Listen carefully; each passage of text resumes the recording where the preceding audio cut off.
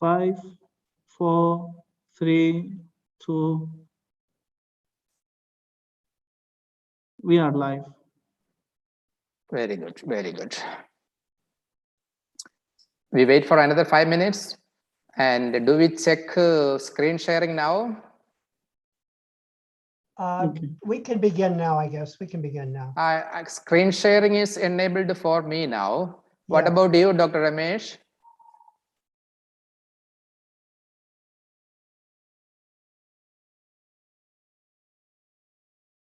I think it's enabled for me. Okay, very good, very good. You can also share. It's enabled for me, I think. Okay, all of us have the Why don't permission you to share begin with screen now. introducing your panelists before they start, Father? Father? For instance, we can see my screen. No, you can see. Yeah, we can see your screen, Father. We can see your screen now. Okay, fine. Thank you. So, Father Augustine, why don't you begin by introducing yourself and your panelists? And then we start the presentation right at 9 a.m. Okay, I will introduce myself and others right now, no?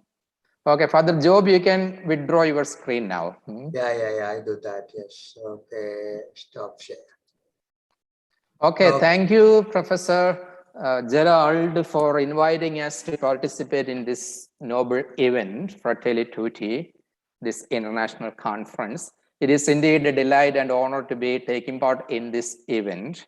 And three of us are looking at reading Fratelli Tutti from the Indian context in the pandemic perspective. It was your own suggestion. It was Professor Gerald's suggestion that we look at the pandemic from the perspective of Fratelli Tutti. That was indeed a very right suggestion. At that time, India was the epicenter of the pandemic as well. Okay, three of us will be doing this job together. And I am Augustine Pamplany, presently here in Cochin in Kerala in India. Okay, I am the director and coordinator of the research center here, which is an interdisciplinary institute here in Cochin. My field is basically philosophy of science and science-religion dialogue. Okay, my own professor, Professor Dr. Job, is here as the speaker. Okay, let me move on to the other speakers. Dr. Ramesh Bijlani is a renowned Indian writer, inspirational speaker, medical scientist. He was a retired professor of physiology from All India Institute of Medical Sciences, New Delhi. He is the author of more than 200 scientific papers. Lifetime Achievement Award from the Association of Physiologists and Pharmacologists of India, he received in 2010. He has also shown keen interdisciplinary interest in exploring the philosophical and ethical implications of the scientific developments. He is one of the leading heads of the science-religion dialogue in the country, particularly from the Indian perspective, from the Hindu perspective. He regards the renowned Indian philosopher, Dr. Aurobindo, in high esteem. There are several ashrams in the name of, in honor of Aurobindo, doing researches in the field. And he is the director of the Aurobindo Ashram in New Delhi, the Delhi branch. I hope Dr. Ramesh will speak more about that. And Dr. Ramesh will be speaking on the topic coronavirus pandemic in relation to the nation soul of India, something particularly from the Indian and the Hindu perspective, which will be a novel addition to all our reflection. Our next speaker, Dr. Job Korindadam, is the director of the Indian Institute of Science and Religion, New Delhi. He retired as the president of the Pontifical University, Jnanadeep Vidyapith in Pune. He is one of the pioneers, not one of the, he is the pioneer in the science-religion dialogue in the country. And some of you may be already knowing that he is the first one to secure a Ph.D. in philosophy of science in Asia. In that regard, his contributions in this field has been immense. Okay. He was a member of the Indian National Commission for the History of Science of the Indian National Science Academy. He is also a regular visiting professor of philosophy of science at Loyola University.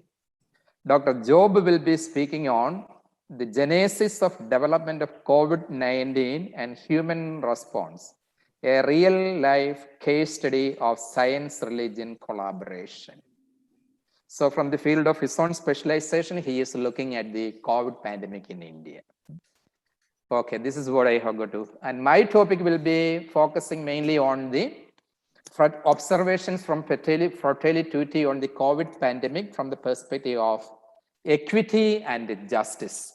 Breeding of the inequity virus in the pandemic India, observations from Fratelli Tutti. This is what my paper is titled as. Okay, thank you.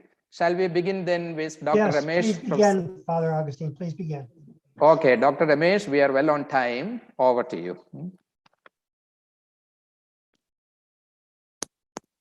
Thank you, Father Augustine, for a very generous introduction.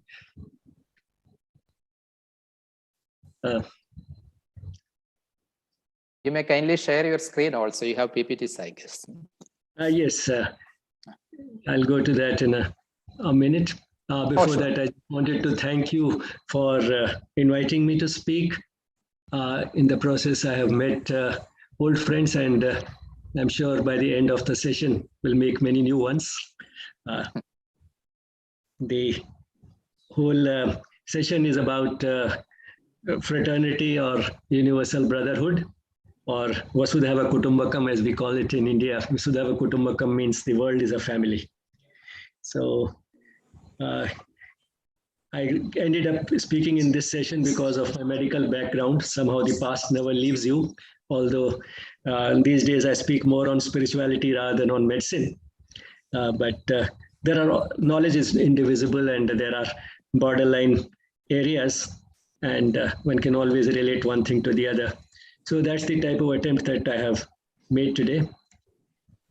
So now I can go to screen sharing.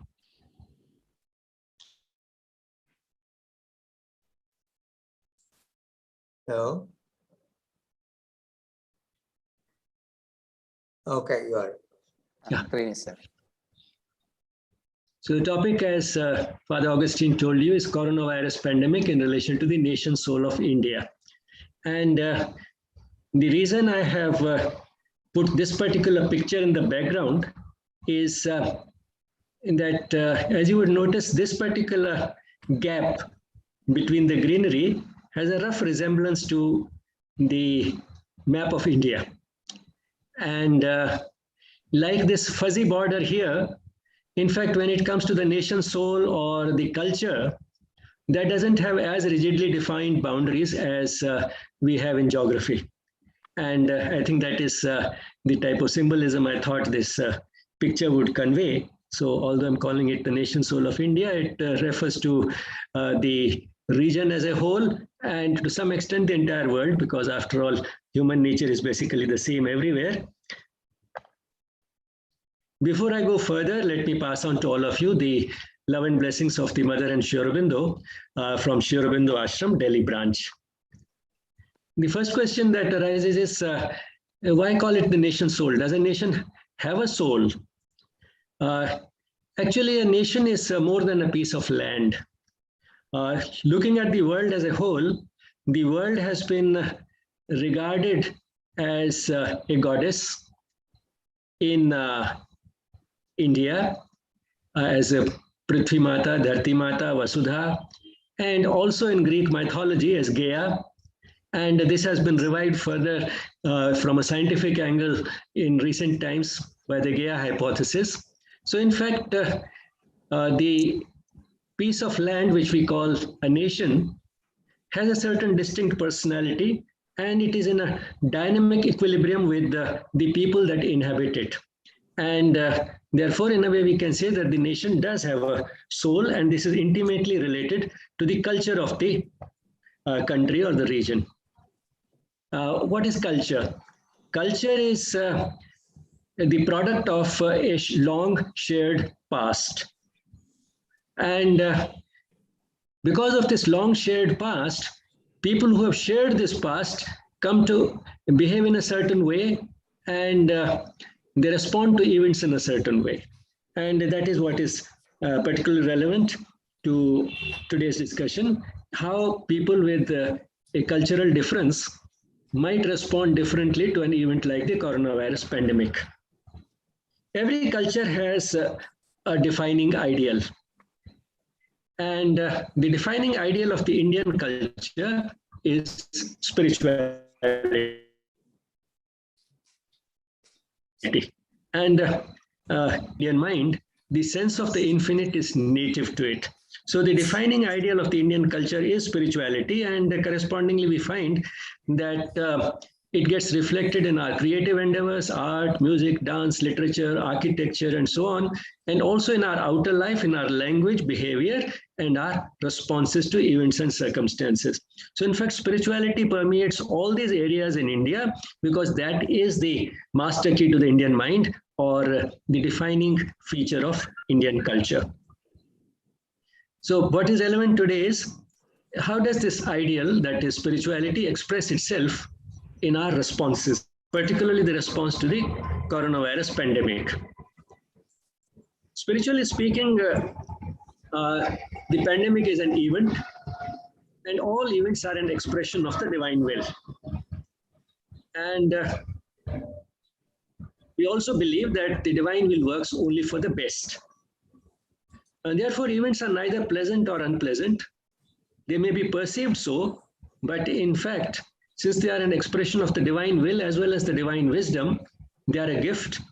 They come to us with a purpose, and they have been given to us with infinite love by the divine itself. So the gift is given with a purpose, and the purpose may be individual or collective or both. Why this is important to understand is because in general, traumatic events in life, difficulties in life, help a person grow spiritually. And therefore, these events have a purpose in an individual's life. But when so many people have died and so many people have gone through many difficulties in the coronavirus pandemic, it may look cruel and inappropriate to say that it had a purpose in their lives. But then it could have collective purpose.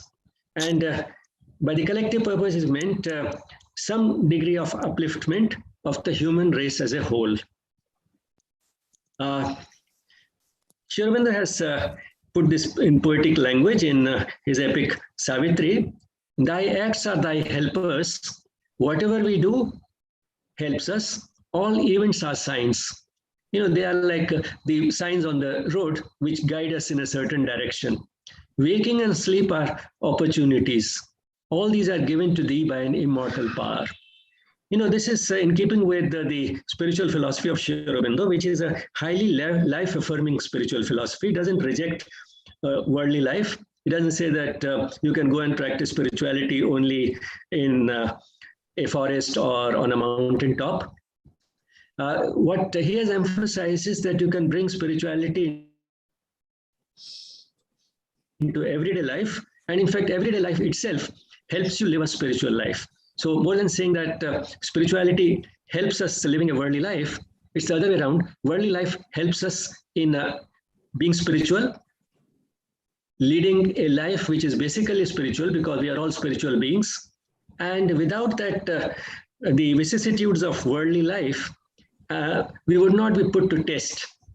So in fact, they're all tests, success as well as failure. And in that sense, whatever we do and whatever happens to in our life is an opportunity given to us by that immortal power to facilitate our spiritual growth, which is the very purpose of life. And this applies to individuals as well as to communities, societies, nations, and the world. Now let's see to what extent spirituality has determined the Indian response to the pandemic. Here there's not enough data available, but I have tried to hypothesize what the response perhaps would have been in India as compared to that in the West. While the defining feature of the Indian culture is spiritual, the defining feature of the Western culture, at least in the last 500 years, since the European Renaissance, has been rationality. And the rational mind, in response to an event like this pandemic, has a tendency to go into panic and to be afraid. So panic and fear would be a typical response, because while the virus has affected only a very small percentage of the population, and of those who have been affected, very few have died, one cannot really get an assurance at the rational level that it will not happen to me or to my near and dear ones. So the maximum assurance that we can get at the rational level is statistical in nature, that the probability of my dying or of any of my near and dear ones dying is extremely small. But that is not a guarantee. That is only a consolation. That gives some solace, but that is not an assurance. That is not a guarantee. In contrast, if we look at the same event from the spiritual angle, we can assume that God loves me, and if we have that faith, we feel that there is a special protection available from a higher power. Not only that, if that protection fails, we are ready for accepting everything. Accepting everything because it is God's will. It also reflects God's wisdom, and therefore there's something good in it, and eventually all will be well. Time will unfold events and we'll discover what was good about what has happened. And sometimes the acceptance also comes from feeling that, well, it is a punishment for our sins. And as individuals and as a species, the human species, we have done enough wrong to this planet to feel that maybe this is a punishment for those sins. And that type of ideas have been expressed in the last 1.5 or 2 years. Now, if we look at it, look at these two different types of responses, one arising from a rational approach to life and another from the spiritual approach to life, we find that the spiritual approach leads to a much greater peace of mind. And modern medicine has now put this body-mind relationship on a scientific footing. It's no longer just hearsay or an intuitive feeling, but now there is scientific data available showing that the mind has a profound influence on our immune system. When we are cheerful, relaxed, and at peace, our immune system becomes strong. When we are under chronic stress, when we have an emotion like panic and fear, that leads to a weakening of the immune system. And what protects us in the ultimate analysis from all infections is our own immune system. Because there are experiments which have been done long ago. Even if you spray a person's nose with a flu virus, only 10% of the people who have been sprayed that way come down with the disease. The rest are able to overcome the disease and they don't fall ill. And that is the reason why, I mean, in spite of all of us breathing the same air, very few have actually become symptomatic. And that is because the rest have been able to overcome the disease using their own immune mechanisms. And in many cases, there were absolutely no symptoms. The person got infected, overcame it, and remained blissfully unaware of the fact that he was ever infected. So the type of peace that the spiritual approach to life inspires is protective in nature. And some data indicates that the fact that India has done better than many other countries with the far better medical facilities may be because of the type of response that the Indian population had to the pandemic.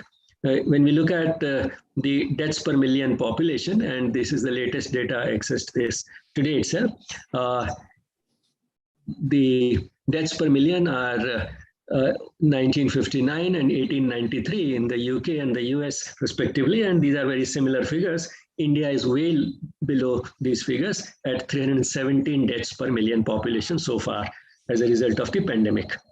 And the case fatality rate, that the number of people who die if they are infected, and that is about 2% in the UK and the US, and 1.34% in India. So from both these major indicators, India seems to have done much better in spite of poorer medical facilities, and this might have something to do. Of course, there could be many other explanations, but this could be because of the way Indians instinctively have responded to the pandemic, not with so much panic and fear, but more with a sense of acceptance and accepting it as something that has come from the divine and therefore has to be accepted peacefully, and we have to see what is positive about it. But this response is not really limited to India, because India doesn't have a monopoly on the spiritual approach to life. people with that approach exist all over the world. And again, as Sri Aurobindo has said in his major work, The Life Divine, right on the first page, he says that the earliest preoccupation of man in his awakened thoughts, not all the time, but in his awakened thoughts, the earliest preoccupation of man has been the same all over the world. And not only it is his earliest preoccupation, but it is also his inevitable and ultimate preoccupation, because it has survived the longest period of skepticism, and this aspiration, this preoccupation, returns after every banishment. I saw it myself in I think 2001. I went to Russia, where more than 70 years after the revolution of 1917, it had been banished. But then as soon as the opportunity returned, once again the churches were back, and it seems that as nothing had happened. So it survives the longest period of skepticism and returns after every banishment. Skepticism has been the hallmark of the European Renaissance. And we find that once again, this coronavirus pandemic, as if brought back those elements of faith which had not really died, and this earliest preoccupation of man returned once again in a very significant way. But what is that preoccupation? It is also the highest which thought can envisage. So only in the awakened thoughts one has that preoccupation. But what is that preoccupation? That preoccupation manifests itself in the divination of Godhead. That is, visualizing a higher power. The impulse towards perfection, again, is a symbol of divinity. Not the human perfectionism, but the type of perfection we equate God with. Man, by very definition, is imperfect. Only God is perfect. And God's perfection is not the meticulous perfectionism of the human being. It's a different type of perfection, which has more of beauty and harmony and love about it, rather than meticulous attention to detail, technical detail. And the search after pure truth and unmixed bliss. So these are the manifestations of that earliest preoccupation of man, visualizing a higher power, an impulse towards divine perfection, and the search after pure truth and unmixed bliss. This is something universal, and therefore the spiritual response is unlikely to have been restricted to India. And the next question that arises is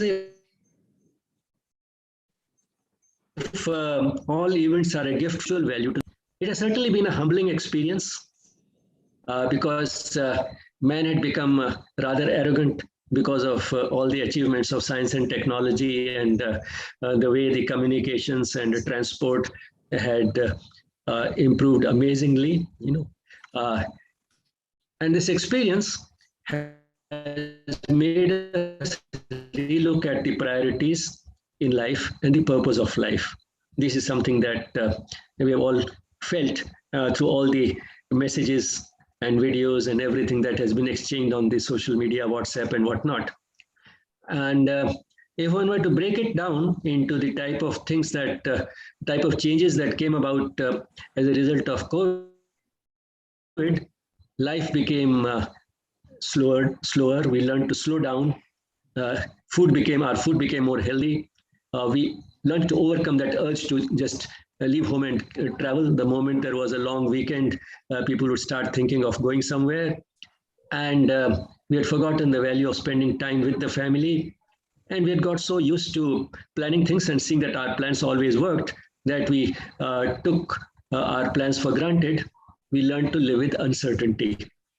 And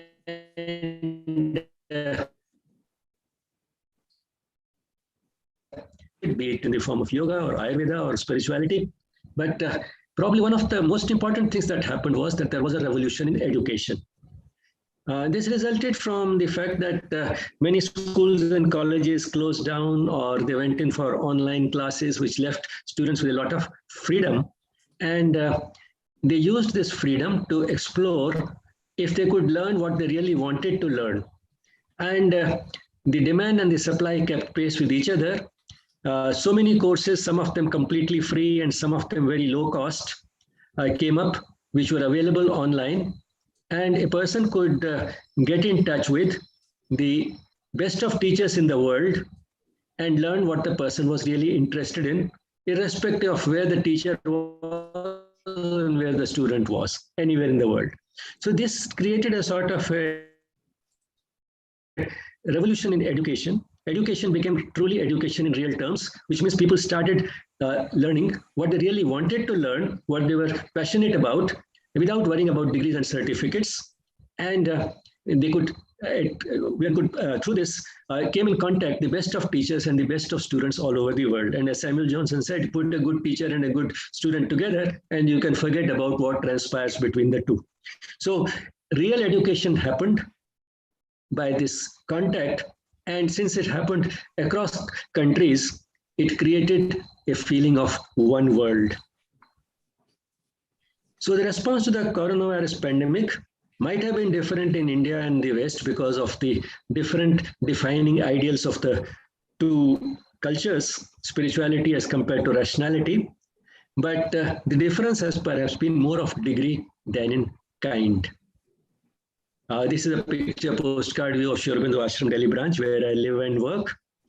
And you're all welcome to come anytime. And if you have any comments and questions, or you want to subscribe to our free online magazine, The Call Beyond, you may send me an email, RAM for Ramesh, BIJ for Bijlani, and then rambagework@gmail.com. Thank you. Thank you, Dr. Ramesh, for the wonderful presentation.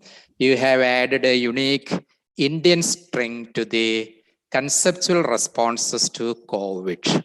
And your strong background in spirituality as well as in medical science was well reflected in your presentation as well. Thank you so much. Professor Gerald, do we have any questions collected anywhere to post? Any questions so far from those who are with us right now? I have a question. You know, spirituality is growing also in the United States. Many people have moved beyond, if you want to say, organized religion, and they are searching for a kind of a universal spirituality, particularly young people. And the role of spirituality can be take different forms. Some people experience spirituality, for example, in meditation. Some do it, like my daughter is involved in spiritual dance program. So do you think that the point that was made was that spirituality boosts your immune system? Is there any scientific evidence for this that you can say, again, the religion and science, that by having a spiritual focus, it actually boosts your immune system? Has anybody ever studied that scientifically? Sorry, I couldn't get the last bit. Has anyone studied scientifically whether spirituality boosts your immune system? Can you our immunity, can it be improved by spirituality? Any scientific evidence for that? Yes, there are studies on spiritual practices like meditation, and they improve the immune system. And in fact, I mean, anything which relaxes the person can improve the immune system. Some of the responses can be very quick. There was one study in which they demonstrated an improvement in the antibody levels in saliva just after watching a 15-minute movie on compassion. It was on the work of Mother Teresa, and they found that it led to an improvement in the salivary antibody levels. So we have an observation saying that perhaps the Eastern view from Margie Schneider, that the fear-based Western view actually contributes, in a sense, to inability to respond. Is that correct? Would you say the spirituality helps us helps the immune system. But when you don't have spirituality, you're more vulnerable, would you say? That's right. Yeah. Because then you are left to your own devices.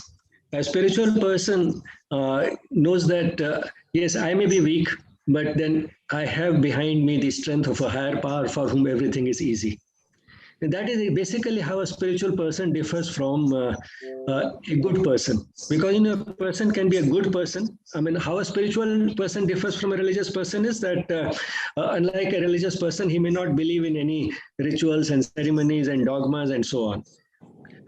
So then sometimes, therefore, it's felt that a spiritual person is just a good person. But then a good person can do a lot of good to the world, but when he faces a difficulty, then he's on his own. Whereas a spiritual person does believe in a higher power, and that is what gives him that sense of protection, guidance, and also the feeling that I'm being taken care of. And if still something unpleasant happens, it will be also an expression of love, which I have, love that from that infinite power. It might be perceived as unpleasant, but actually it is meant for my own personal growth. So that is how a spiritual person is able to cope with the vicissitudes of life much better than a person who is just a good person from the rational point of view. Thank you. Okay, maybe there's a final comment. There's a positive note from one of the YouTube chats that we have received in our box from Margie Schneider. I so appreciate the spiritual Eastern view regarding the pandemic than our fear-based Western view. This is only a comment and observation. You don't have to respond, I think, Dr. Ramesh. Okay, then we will wind up this session, this presentation, and move on to Job. Isn't it, Professor Jerry? Yes. Yes. Thank you, Dr. Ramesh. Welcome, Job.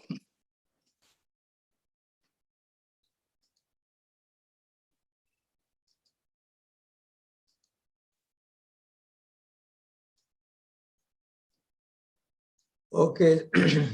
First of all, thanks for the organizers for giving me this opportunity.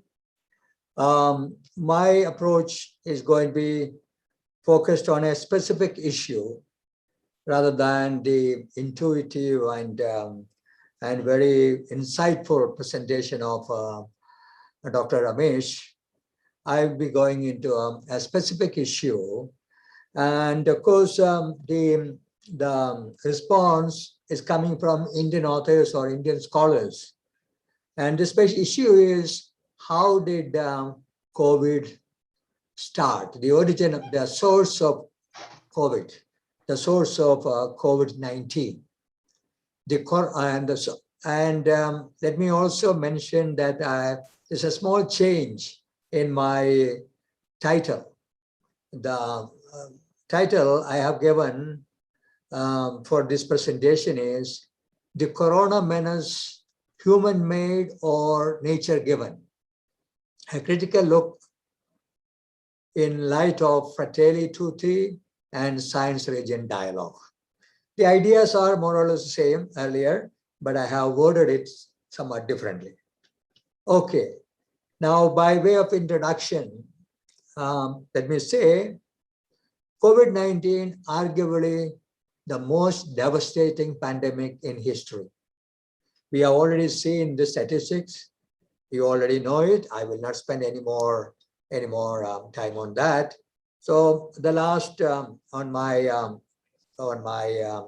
slide here, the last sentence: the pandemic has touched human lives in many ways, health-wise, personal freedom, quality of life, economy, religious worships, and other functions, etc., etc. And so, this is something which really, touched every aspect of our life. And as Dr. Ramesh pointed out, and how you respond to it will depend on what kind of resources you have. So you have rational resources or spiritual resources, that will depend on you. But it has touched every aspect of your life. And so, the point now is global village, Fratelli Tutti, That means all our brothers and sisters. Vasudeva Kudumbakam, that means all belong to the same family, all are members of the same family. All these were metaphors earlier. Now they have become painful realities rather than mere metaphors. Thanks to the COVID, global village is no more a metaphor. Global village, we have become a village. What is happening in one place is known to everyone else, just like what happens in a village. One person's happening or one family's happening is known to all over the village. That kind of thing. And so we have, moved from the metaphor state to a reality state, thanks to this one. Now the question I want to ask is, how did it all start? What caused this COVID? How did it come? From where did it come? All these have become critical queries crying for unbiased answers. This presentation is a critical study of certain theories on these questions to see how this whole phenomenon can be seen through the lens of Fratelli Tutti and a healthy interaction between science and religion, particularly from the Indian perspective. Now, some studies and some responses to the question, from where did COVID come? What is the source of this COVID and who is responsible for it? And the first set of theories is the lab leak theories. And I have taken the views of Indian authors only, and that is how I am presenting the Indian perspective on this particular issue. First of all, the authors are a medical couple, a doctor and his wife. Both are doctors. Their investigation and their findings I want to present before you. Some facts. Dr. Monali Rahalkar and her husband, Dr. Rahul Bahulikar, did a detailed online investigation on the genesis of COVID-19. They primarily focused on the work of the internationally reputed Wuhan Institute of Virology, headed by the bat woman, Xing Li. She is called the bat woman because she is a super expert on bats. And so these people did their study on her work with regard to this particular pandemic. And they concluded it is a highly likely scenario that SARS-CoV-2 might have come from a lab. Though natural origin remains a possibility, the circumstantial evidence points towards a lab leak scenario which should be investigated. They are leaving the question open. They're not putting the blame on anybody at this stage. Now, what are their reasons to suspect or to point the finger, or at least sort of insinuate that maybe it has come from Wuhan? Well, in 2013, she and her team did extensive study in a copper mine in Yunnan. Yunnan is, in the eastern part of, the western part of China.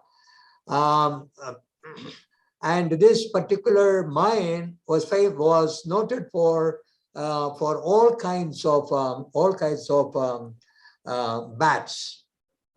More specifically, she had collected a virus, and to which she gave this name, RATG13, a bat coronavirus, which is 96.2% similar to SARS-CoV-2.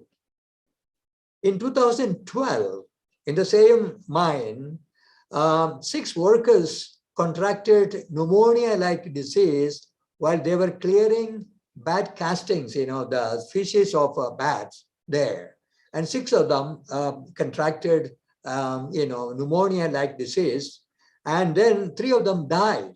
3 of them died, and they had COVID-like symptoms. And the white woman had spoken about this in 2012. However, one big difference was there. This in 2012, when these people got this virus or this sickness, it was not contagious. It did not spread. You see, well, you see, it was only 96% the actual COVID virus. So 4% deficit was there. Probably that was the reason why it did not spread. To transform them to actual corona-19 virus, they had to be modified with a spike protein. And she and WIV were well equipped to supply this spike protein. She denies any lab involvement in the production of COVID virus. But there are problems with regard to her denial. First of all, recorded inconsistencies are there. Lack of professional transparency is noticed. Suspicious secrecy is noticed, and so on and so forth.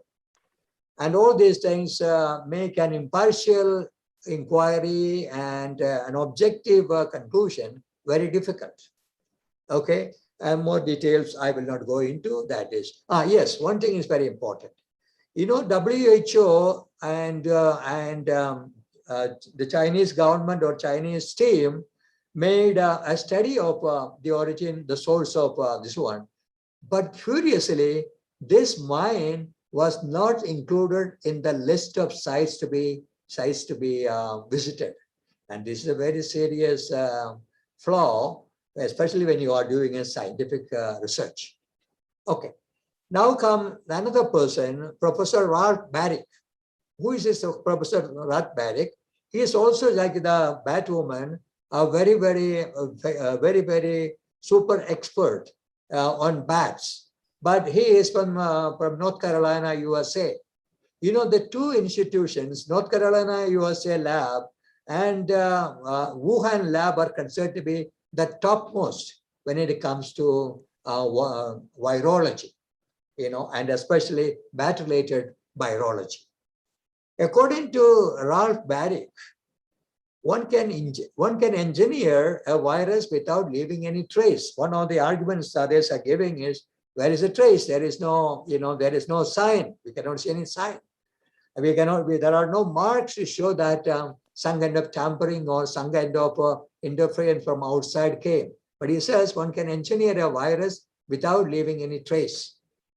All right, according to him, the question of the Chinese origin of COVID-19 can only be settled by checking the archives of Wuhan laboratory.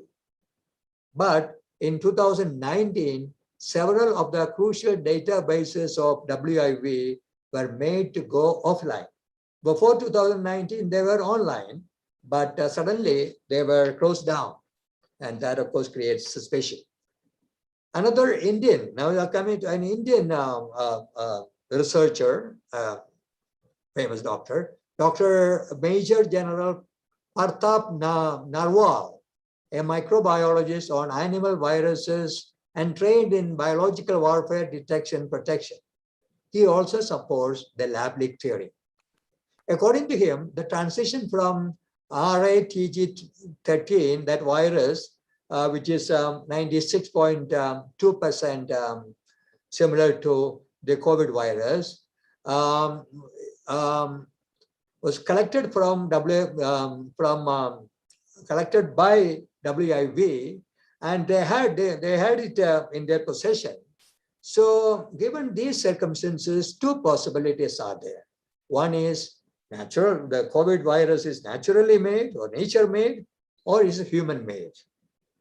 The former, that is nature made, takes years and decades to make changes, and we don't have that kind of time. You see, 2012, this minus died, and 2020 or 2019, end of 2019, COVID appeared. So a few years only. That much time is not enough for a natural process of evolution to take place, according to him.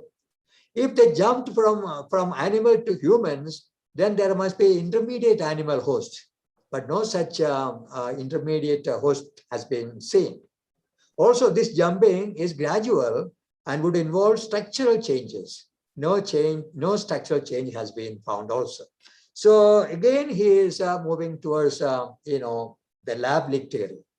But there are other Indian authors or Indian scholars who think differently. For instance, Vineet Menachery, in a paper co-authored by she, of course, she was a co-author, and it was published in Nature Medicine in 2015. They argue against the lab-leak theory. And she, in her interview to Scientific American in 2020, also denies it. But most importantly, Anthony Fauci, director of US National Institute of Allergy and Infectious Diseases for almost 40 years, and we know him very well. And he also thinks that it came through evolution. But there's a catch. There's an important catch. You see, through the recommendation of Anthony Fauci, the American government gave $3.7 million to China, to Wuhan, a particular Wuhan Institute, for research on bats, particularly in connection with the bat viruses. And so, there's a little bit of conflict of interest when in the statement of Anthony Fauci. At least that is my perception. Now, the last one is a bioweapon theory, not like second last, bioweapon theory.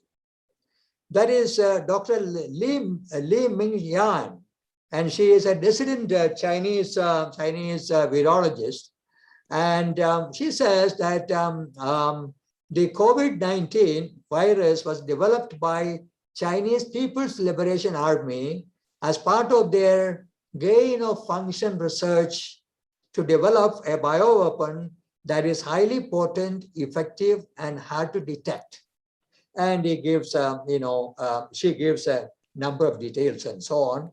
But as you know, she is a dissident China virologist. Now she lives in the US, and the Chinese government and Chinese authorities have disowned her. They even say she is not a virologist at all, and so on. Well, I don't want to get into all these controversies, but anyway, that is her position. And she gives a very detailed one. I am giving only the bare skeleton of what they said, but a very detailed argument she gives, technical, scientific arguments she gives for her position. But Sergio, kindly proceed a little faster. We have 4 sure. minutes I'm left. finished. Only one more left. I mean, then conclusion will come. About 2-3 minutes left now. 2-3 minutes. How many minutes? Yeah. 4 minutes. Okay. 3 minutes. 3 minutes more. Yeah. Okay. The Chinese claim. Now the Chinese version, the US origin of the virus. Tit for tat, maybe. Here they say that Chinese military athletes from the China says that US military athletes from bases near to Fort Frederick in Maryland, they came for the Army Olympics to Wuhan in September 2019. They brought the virus along with them, they say. Well, and several of these people showed symptoms of the sickness and so on. But as I point out, there's some problems with this Chinese claim. First of all, the US military carrying out this one would have involved Barrick, Professor Barrick, and also North Carolina lab, because that was the foremost lab or the best lab for this kind of thing, but they are giving some other lab.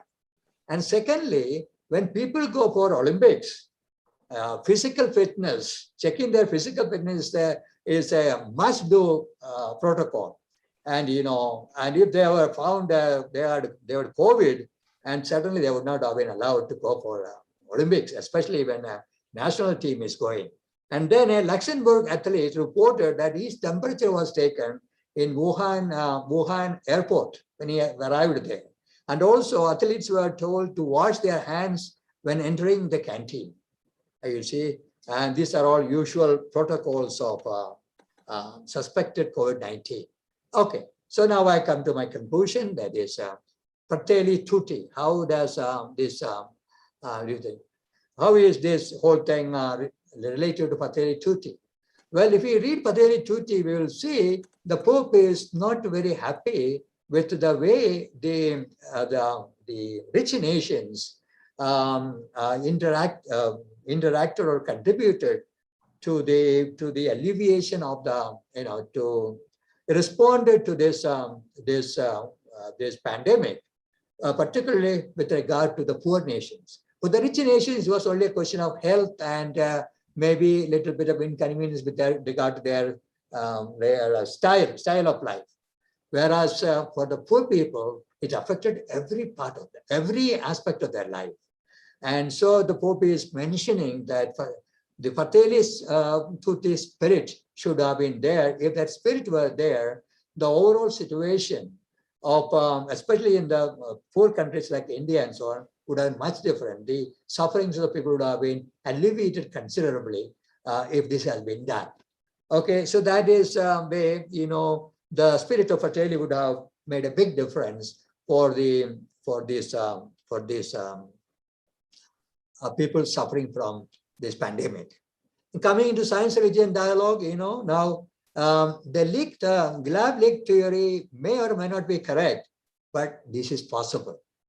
Lab, in the future there could be lab leakage when serious investigation is going on, and this leakage can play havoc to humans. So there is, this is not an imaginary thing or just once it happened type of thing. It is going to happen because science is progressing very, very fast, and the danger is very, very real. And so time has come to look at this situation, this kind of possibilities very seriously, and enact laws, and then implement these laws with meticulous care. And how do you make these laws? In making these laws, the humans have to put at the center. The human well-being and human welfare will have to be put at the center. And this would mean ethical values, moral values will have to come in.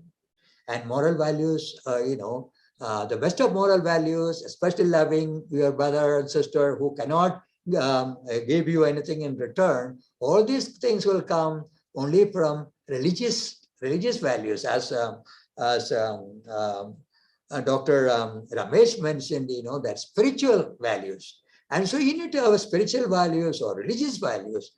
And so this situation is reminding us that time has come for science. Let science continue its work, and science has to interact with ethical values which are found in religion. And so science has to interact with religion, at least in certain respects. So a COVID-like situation call upon scientists and ethicians to come together creatively and collaboratively to make sure that humanity and humaneness are not lost sight of in the rat race for progress and profit, which mostly scientists and technocrats are looking for. So a collaborative approach, a collaborative attitude between scientists as well and religious people or spiritual people is an absolute necessity in the coming years, in view of in the light of our experience of this pandemic at the present time. And so this is how science religion dialogue gets involved in this pandemic situation. Thank you very much for listening to me. Thank you, Dr. Job, for approaching the pandemic episode from the science religion perspective. You not only objectively espoused the various hypotheses pertaining to the origin of the COVID pandemic. Further, you also find new directions for science religion interface in future in the COVID context. I can only say best wishes to you in this challenging project in future ahead. Okay, there are a couple of comments in the chat box. Thank you very much for your eye-opening presentation. The clearest explanation of the origin of COVID-19. Then I used to Maryland where there is a chemical war. I came to believe somehow that perhaps not clear. You can go through that, Father Job. I think there are no real questions asked. Should we be considering at all the negation of the Leibniz theory? Was it to create a form of germ warfare? Probably there is a question seen in the comment box. You see, bioweapon, the bioweapon becoming a real weapon has been around for a long time. Now, thanks to all these, developments in genetics and various other things, this has become very highly potent weapon. And this has got a number of advantages. First of all, it is relatively inexpensive and it can be secretly kept. And also it works very slowly, so people will not notice it easily. Not like a hydrogen bomb being exploded, everybody notices it. And so this is a really potent and real threat to humanity. And the trouble, disturbance it will make in our society is immense. And so I think this is a real threat, and we have to enact very stringent laws in light of serious study, serious discussion, and serious interaction between different stakeholders, namely scientists, religious people, ethicists, and various stakeholders will have to come together in a spirit of Fratelli Tutti. We are all brothers and sisters, and we are all responsible to each other, in the spirit of that one. And that is why Fratelli Tutti is very meaningful, very relevant to this to this situation. So I think it is time. And it's Augustine, I think we need to go on with your presentation. Okay, thank you, Father Job. Can you pull out your screen sharing, Job? Yes, I'll do that. Thank you very much. Okay, now we have only a short time left. I will try to adjust accordingly. Say the next, for Dr. Job has already introduced the issue of equity and justice in the pandemic episode. This is not in conformity with the observations or the exhortations made in Fratelli Tutti by the Pope. Job has already made this point. I just wish to dwell a little further on this area in the particular Indian context alone. So that is why my paper, I think I have not shared the screen. No? Okay. My paper is titled Breeding of the Inequality Virus in the Pandemic India. I may sound a bit cynical here, inequality virus. This I have borrowed from the Oxfam report, which has made a systematic and scientific study of the state of affairs in India in the not post-COVID, in the pandemic context. So there is a growing inequality in India as a result of the pandemic, and that we are looking at from the perspective of Fratelli Tutti. This would be my central thesis. Despite the beautiful gestures of national and international solidarity, the pandemic has exposed serious cracks in the societal systems in regard to equality and justice. Disparity in healthcare access between the rural and the urban populations, compound impoverishment of the already poor, asymmetric distribution of the pandemic harms to the women folk, and the vaccination inequity are identified as the major challenges to equity and justice in the Indian context. Well, this is the state of affairs about COVID in India. You can just have a look at it. I'm not going to read it. The second wave had been extremely bad for India. On May 16, we hitting 414,000, 100,000 cases and 4,500 plus deaths on a single day, which all are international highest in that regard. Okay, so no one is firstly let me dwell a little bit on the positive side of the solidarity part of the pandemic. No one is saved alone. This is from Fratelli Tutti. How wonderful would be, even as we discover faraway planets, to discover the needs of the brothers and sisters who orbit around us. In fact, this picture was embodied to a great extent in the way India handled the pandemic. Not only in India, also. In the second wave, a whole lot of international aid poured in. United States lifted the ban on the supply of certain raw materials for the production of the vaccine. And some of the poorest and the smallest nations also contributed significantly, supported India in this crisis moment. And the India government also took several gestures to reach out to the poor, the farmers, the health workers, and so on. Those things needs to be applauded. In that regard, there were beautiful gestures of solidarity, which I do not fail to see. In that regard, what the Pope says about the pandemic, that it has taught us about that our life is interwoven with the life of the ordinary people, the poor ordinary workers. That is very much reflected in the Indian context, I am inclined to think. At the same time, it poses a lot of challenges to equity in the Indian context. Our Indian Constitution underscores in its preamble the principles of equality, fraternity, and integrity. Certainly, critical analysis show that these principles need to be revisited in the Indian context, in the pandemic context in India. What are some of the concerns with the social equality? There were serious disparities in healthcare access. 70% of the Indian population living in rural areas, and most of the healthcare concentrated in the urban area. That has adversely impacted the healthcare of the poor folk in India. Then challenge of social distancing. You are supposed to keep social distance.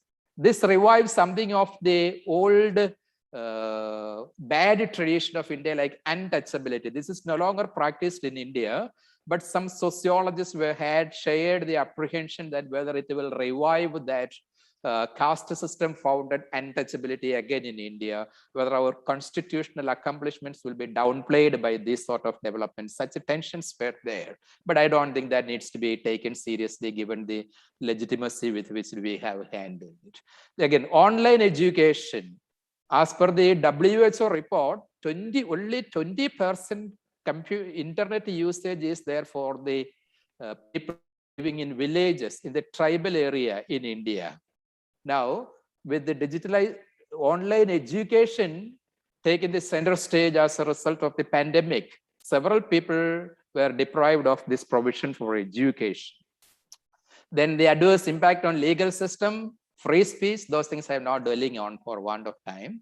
Then the economic inequity, probably those outside India must be familiar with the stranded migrants as a result of the sudden declaration of the first lockdown in India. Okay, several million people were stranded as migrants overnight, and the condition has not improved significantly even today. Okay, and as for the Oxfam report, 170,000 people lost their jobs every hour in April 2020. Okay, and all these adverse outcomes, economic outcomes of the lockdown and the COVID was pushed upon the poor population, those in the rural areas in India. This is the concern with equity and justice here. And the latest estimates have it that the population of the poor have gone up by 70 million plus. That is a disturbing statistic if we can rely on this report. Okay. In the meantime, there is a 35% increase in the wealth of the Indian billionaires. Okay, India habitates some of the top billionaires in the world. Their wealth was increased significantly. Okay, and there's some Oxfam estimates say that if we could appropriate that wealth for the poor people, those becoming jobless, 400 million of them can be sustained significantly. Just will they increase in the wealth of a couple of billionaires, it seems. Okay. Then challenges to gender equality. You know, the case of the women is not that, of course, we have improved significantly, but still not at par with the state of affairs with the men. 80% of the health workers in India are women, but in the COVID task force, UNDP reports say only 13% representation of the women were there. And studies show that vaccination is 17% less for the women folk compared to men in India. And those lost job, when 7 men lost job, 47 women were losing job, particularly in the informal sector. So this sort of developments aggravated the struggle of the Indian Dalit women who are really suffering from this sort of thing. All this data should be contrasted, placed against the exhortations of the Pope in the Fratelli Tutti. The truth is the recognition of the pain of the women. That's a powerful statement. It frequently becomes clear that in practice, human rights are not equal for all, particularly for women in the context. Of course, all these observations are true internationally as well. That is what Dr. Job introduced first. I have only dwelt upon the Indian scenario particularly. Maybe also further, there was inequity with regard to vaccination policies of the government.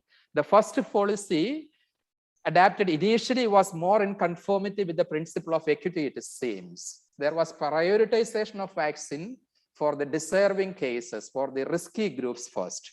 But the liberal policy announced later compromised with this policy. It seems. Later on, the Supreme Court of India intervened and made it more equitable with a standard pricing and so on. Otherwise, pricing also has been significantly differential for the union government and the state government. That created a bit of fuss in our country.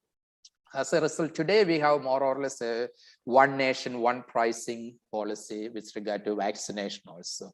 So at the societal level, economic level, vaccination level, in regard to gender justice, there are challenges, serious challenges posed by the COVID scenario in India.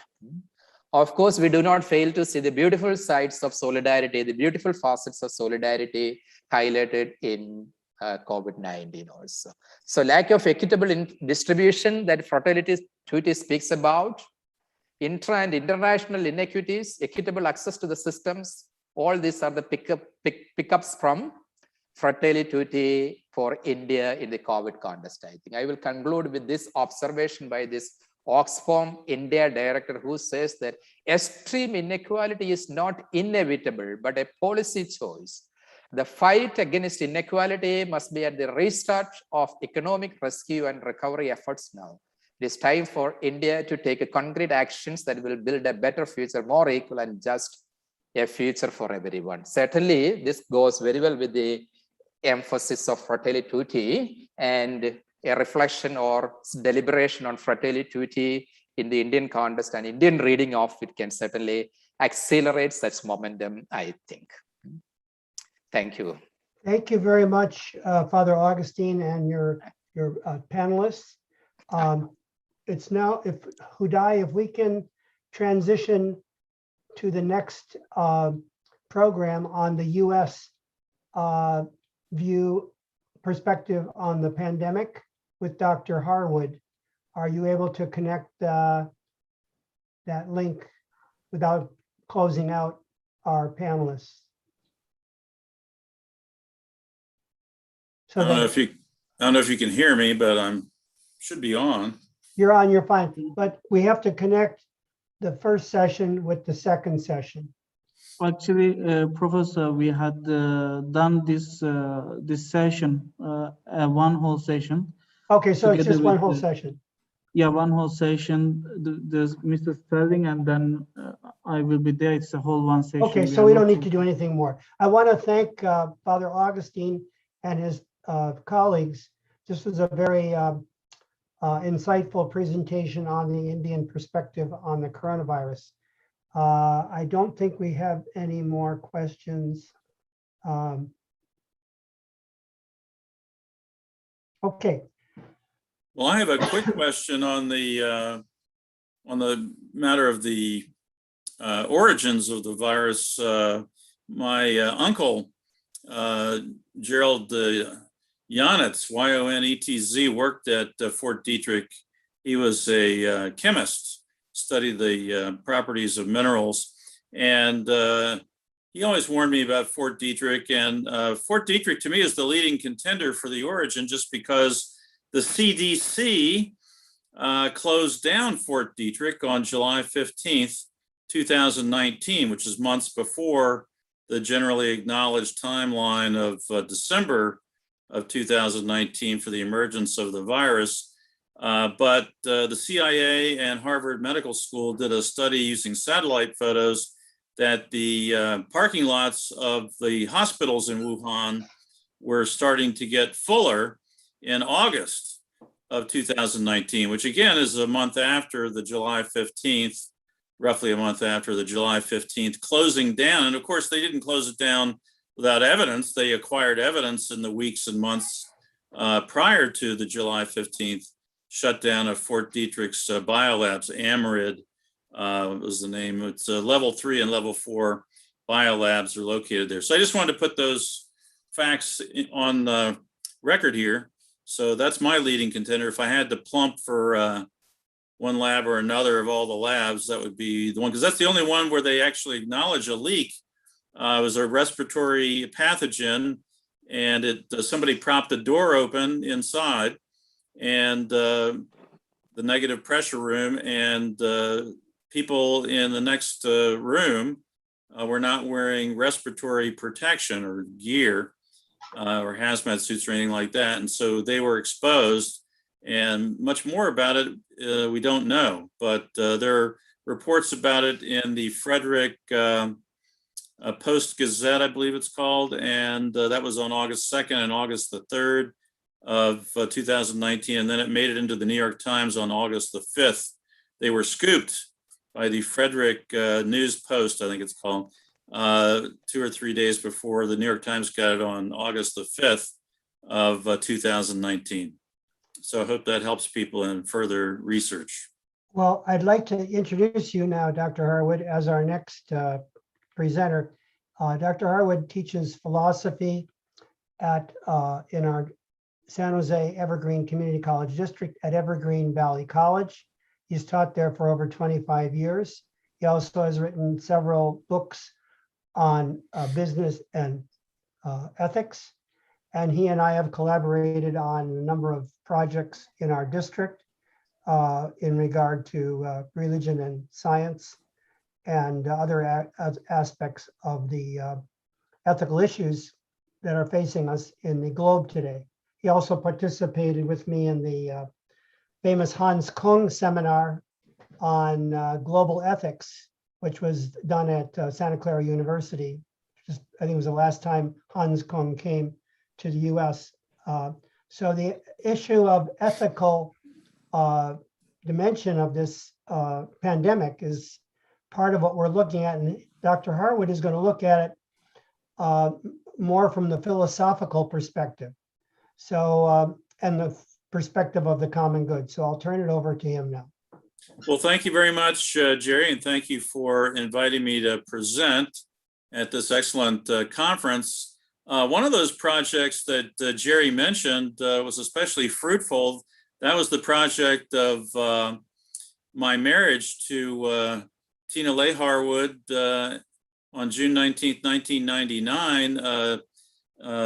Professor Grutson is an ordained minister, and he married me and my wife, which might sound a little more exciting than it was. What I mean by him marrying me and my wife is not that we were a threesome or anything like that, but that he performed the marriage ceremony on June 19th, Juneteenth, 1999. We partied like it was 1999 because it was 1999. And I was able to ask Hans Kung a question. It was recorded on some videotape somewhere. So one of these days I'll have to track it down. It hasn't popped up on YouTube just yet, but I'd like to run that one down. So thanks again for inviting me and for your kind attention. I want to start out, and I should point out, following up on what Jerry said, we've known each other for almost 3 decades now. We met on the campaign trail in 1992. I was the campaign manager for Dick Lane, who was running for US Congress. We finished 3rd in a race of 7 people behind former Mayor Tom McHenry, Mayor of San Jose, and the winner, Zoe Lofgren, who is still in Congress to this day. So that's how Jerry and I met in 1992. I believe it was the summer of 1992 when we were campaigning, spring or summer, when we were campaigning for the Democratic primary. And as I say, we finished So we got the bronze medal, so to speak. And I want to start with a disclaimer. I'm not a healthcare professional, and so nothing I say today should be misunderstood as any kind of medical advice for any individual patient or prospective patient. Rather, I'm discussing political and religious values at the societal level regarding the distribution of scarce medical resources among nations. So I developed my paper. Jerry and I thought we should have me write a shorter paper to allow for more discussion and to allow for me to insert some statistics, because this is such a fast-moving pandemic, that we wanted to allow enough time for me to supplement the paper with some statistics. And I looked up those from a podcast, mainly from a podcast that dropped just yesterday by Dr. Michael Osterholm, who was at the University of Minnesota, runs an institute there. But I'll give my paper first, and then I have a baker's dozen set of statistics, a set of 13 statistics to share with you, and then we can open it up for discussion. So I'm going to start my paper with two quotes. The first is by Derek L. Phillips from his book, Toward a Just Social Order, Princeton University Press from 1986. Poverty amidst affluence, chronic unemployment, political apathy and cynicism, crime and corruption, sexism and racism, and a moral climate of widespread hedonism. These are evils familiar to all of us. Again, that was a quote from Derek Phillips. And now a longer quote from Lawrence O'Donnell, who anchors a show on MSNBC, the cable news network, and alternative to Fox and CNN, for example. And he has a show called The Last Word with Lawrence O'Donnell. He's also famous for being a Hollywood producer and writer. He created shows co-created shows such as The West Wing on NBC, I believe. Here's the quote from Lawrence O'Donnell. And just as the United States of America reaches peak vulgarity in the delivery of the COVID-19 vaccine by offering people $1 million to get vaccinated, a lot are open to people who get vaccinations, giving people guns if they get vaccinated, giving them beer to get vaccinated, while other parts of the world are suffering and dying every day because they cannot get this vaccine that we have to give people $1 million to get. Just when we hit that peak of uniquely American vulgarity, embarrassing ourselves to the entire planet, the Biden administration today announced a commitment to distribute at least 80 million vaccine doses globally by the end of this month.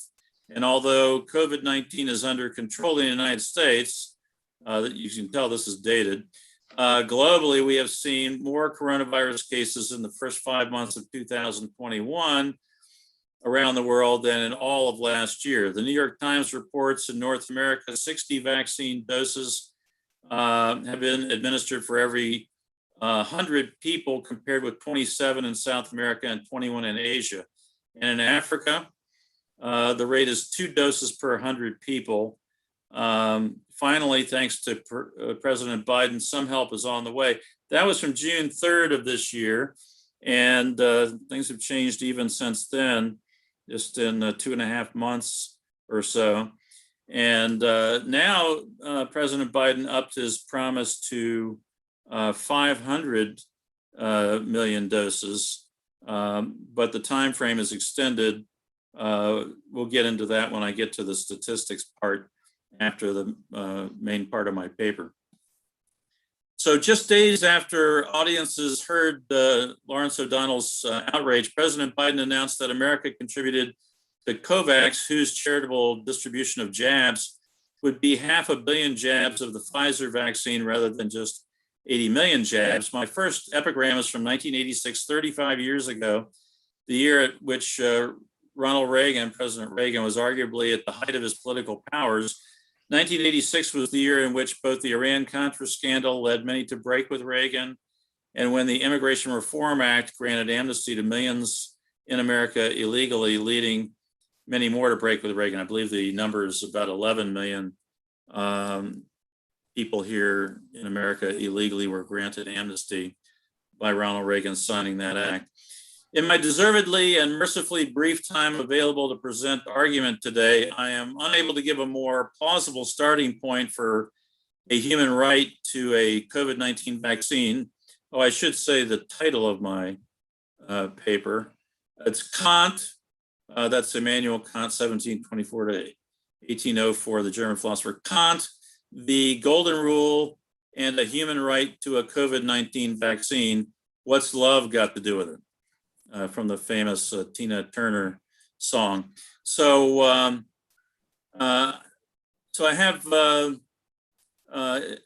brief time here to present argument. I'm unable to give a more plausible starting point for a human right to a COVID-19 vaccine than the Golden Rule. I do have time to refer you to the detailed and persuasive argument for a version of the Golden Rule in Alan Gewerf's book, Reason and Morality, University of Chicago Press, 1978, where he argues for the principle of generic consistency. He expands on this in his book, Human Rights, University of Chicago Press, 1982. At least the following religions or intellectual traditions have accepted something like the Golden Rule. What's love got to do with it? Pope Francis emphasizes in section 1 of his encyclical letter Fratelli Tutti that St. Francis, quote, calls for a love that transcends the barriers of geography and distance and declares blessed all those who love their brother, quote, as much when he is far away from him as when he is with him, end quote. That's from Pope Francis. And Pope Francis in section 2 of Fratelli Tutti praises St. Francis as a, quote, saint of fraternal love, simplicity, and joy, end quote. Several cultures share versions or visions of the Golden Rule that mention consideration, wanting, or loving, or that mention avoiding the opposite of joy, pain, and hurt. Here are some examples from William H. Shaw from his book, Business Ethics, from 1991, page 12 for you keeping score at home. Except that I have added the example from Plato. He somehow overlooked Plato, who Alfred North Whitehead said that the safest general characterization of European philosophy was that it was but a series of footnotes to Plato, but somehow William Shaw missed Plato, but I managed to catch that. So number one, these are versions of the Golden Rule. What you do not want done to yourself, do not do to others. That's from Confucius, 551 to 479 BCE. That's from the Analects. Number two is good people proceed while considering that what is best for others is best for themselves. That's from Hinduism. Pardon my mispronunciation, from the Hitopadesa. Maybe someone can correct me. The Hitopadesa. Three is hurt not others with that which pains yourself. That's from Buddhism. And again, the pronunciation may be off for me. Udana. My wife is Buddhist, and I try to pick up some Buddhist pointers every day from her and her family. Number four is, may I do to others as I would that they should do to me. That's from Plato, from his, from the collected dialogues of Plato on Princeton University Press in 1961. It comes from his work called The Laws, which I believe is his 10th and last book, 10th and last publication. And it's edited by Edith Hamilton and Huntington Carnes. Number five on our list is thou shalt love thy neighbor as thyself. That's from Leviticus in the Old Testament of Judaism, chapter 19, verse 18. Number six out of seven, we have seven here, the magnificent seven, so to speak. Number six is, therefore all things whatsoever ye would that men should do to you, do ye even so to them. That's from Matthew in the New Testament, chapter 7, verse 12 from Christianity. Seven, no one of you is a believer until he loves for his brother what he loves for himself. And that's from the traditions in Islam. So that's the end of the seven quotes of the Golden Rule. So it's quite a bit of worldwide appeal, this idea of reciprocity or the Golden Rule. But Immanuel Kant, even though he was a Lutheran, a Christian, Protestant, he was not content to leave well enough alone. I think he might have violated Christian humility in thinking that he could do better than the golden rule, but he tried to, and a lot of people think he succeeded in doing a little bit better than the golden rule. See what you think. But the human spirit tells us we can try to do even better. Consider today's Exhibit A of the human spirit, Immanuel Kant, 1724 to 1804. Not a very widely traveled man. He spent his entire life within about 50 miles of his birthplace in Königsberg, Prussia, which later became part of Poland. He's considered a German philosopher because he wrote in German. He was a Lutheran pietist, but he was not exactly displaying the greatest humility required by his Christianity when he thought he had improved upon the golden rule as follows. The golden rule speaks only of how you should do unto others. Kant thought this to be incomplete, since his moral theory, the categorical imperative, which is quite similar in ways to the principle of generic consistency of Alan Gewirth that I mentioned earlier, implies that we have duties to ourselves too, such as a duty to avoid letting our talents rust and a duty to defend ourselves. So that's the so-called improvement, is that it's more universal. It doesn't overlook ourselves in deciding what to do. The Marxist utilitarian William Shaw, who I mentioned earlier, becomes confused about one of Kant's two major formulations of the categorical imperative, for he writes, "We are not objects or things to be used or manipulated for the purposes of others." That's from his book, Contemporary Ethics, Taking Account of Utilitarianism. One of these days, I'm going to write a response called Contemporary Ethics, Discounting Utilitarianism. I'm a critic of utilitarianism, or utilitarianism down for the count. Maybe I'll title the counter book that. The missing word here is only. Kant says we are not only such objects, for Kant says we must never treat others as a means only, but we can treat others as means, just not as means only. We have to factor their well-being and their respect that we owe them into our decision procedure. So the golden rule, improved upon by Kant, requires us to share our medical resources even with strangers far away. For we would insist upon such help and thus may not morally deny our relevantly similar help to others. Kant enhances this by insisting on a duty of self-defense. When we help others combat the virus, we reduce the number of variants produced that can come back to haunt us by infecting us. So we even have a duty of enlightened self-interest to help others fight the virus. And this is what happened in India. I believe was the first place where the Delta variant was detected. And so if only we had helped India sooner, perhaps we wouldn't have such a horrible outbreak with the Delta virus. In conclusion, I am unable to accept all of Kantianism, since in the 1990s, the Nigerian philosopher Immanuel, again, pardon my pronunciation, Chukwudi Eze, exposed that Kant morally opposed miscegenation on grounds that white supremacy would be lost through interbreeding with other races. That's in an article by Jamel Bowie, How the Enlightenment Created Modern Race Thinking and Why We Should Confront It, in Slate magazine, originally in June 15th of 2020.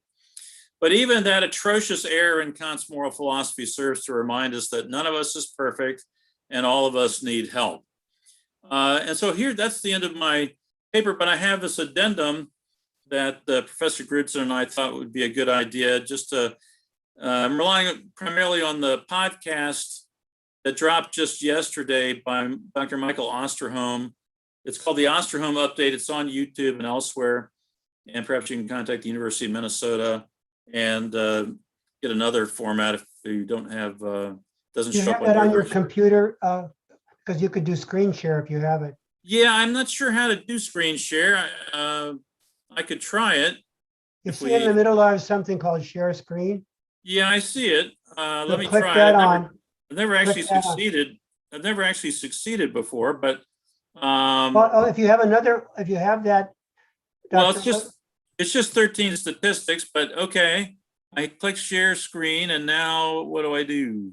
You have the 13 points up on another screen. Yeah, I have it up on another screen. So you just click share screen, the green, and then there's another share on that.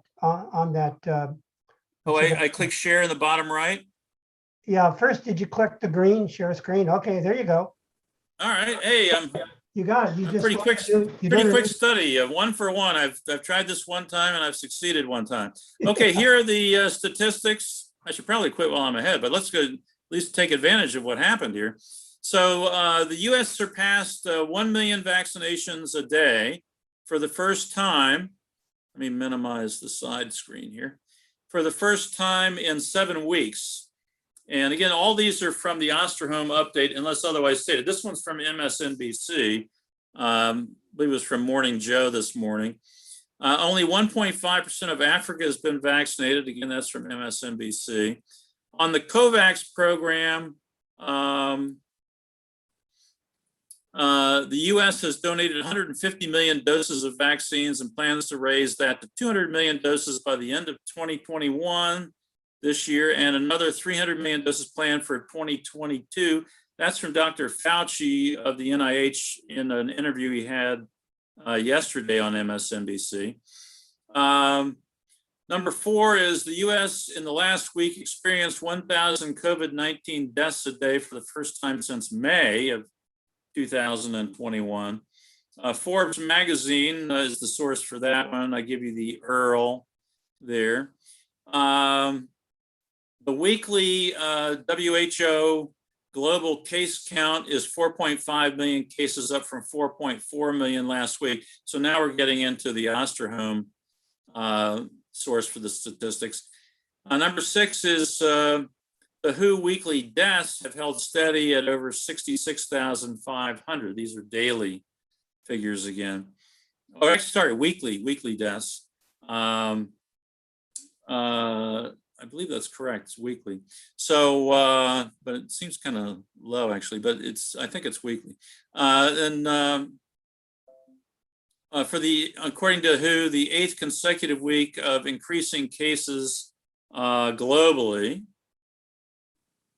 Get rid of on July 29th, 2021, the Osterholm update reported that US, South American, and Europe were all reporting similar per capita case levels. The US had a 7-day average of 17 cases per 100,000 population, and it was 18,000. My battery's running low, 2 here, so I can't charge from this outlet here. 18 cases, so if I cut out, I'll try to plug back on and get back on. 18 cases per 100,000 in the US and South America. Since July 29, 2021, these 3 regions have headed in totally different directions as follows. The US is at 42 cases per 100,000. Europe is still at 18 cases. South America has declined to 11 cases per 100,000. Overall, in Latin America, cases are declining, but Cuba and Mexico are still in record-setting waves of infection. Australia's cases are still increasing and will surpass its all-time high if current trends continue for another week. Most of Australia's cases are reported around Sydney, which is in its 8th week of lockdown. Australia has been also locked down the entire state of New South Wales, which contains Sydney, and the capital area, including Melbourne. Only 1 in 5 Australians is vaccinated. China, the Delta variant got a foothold.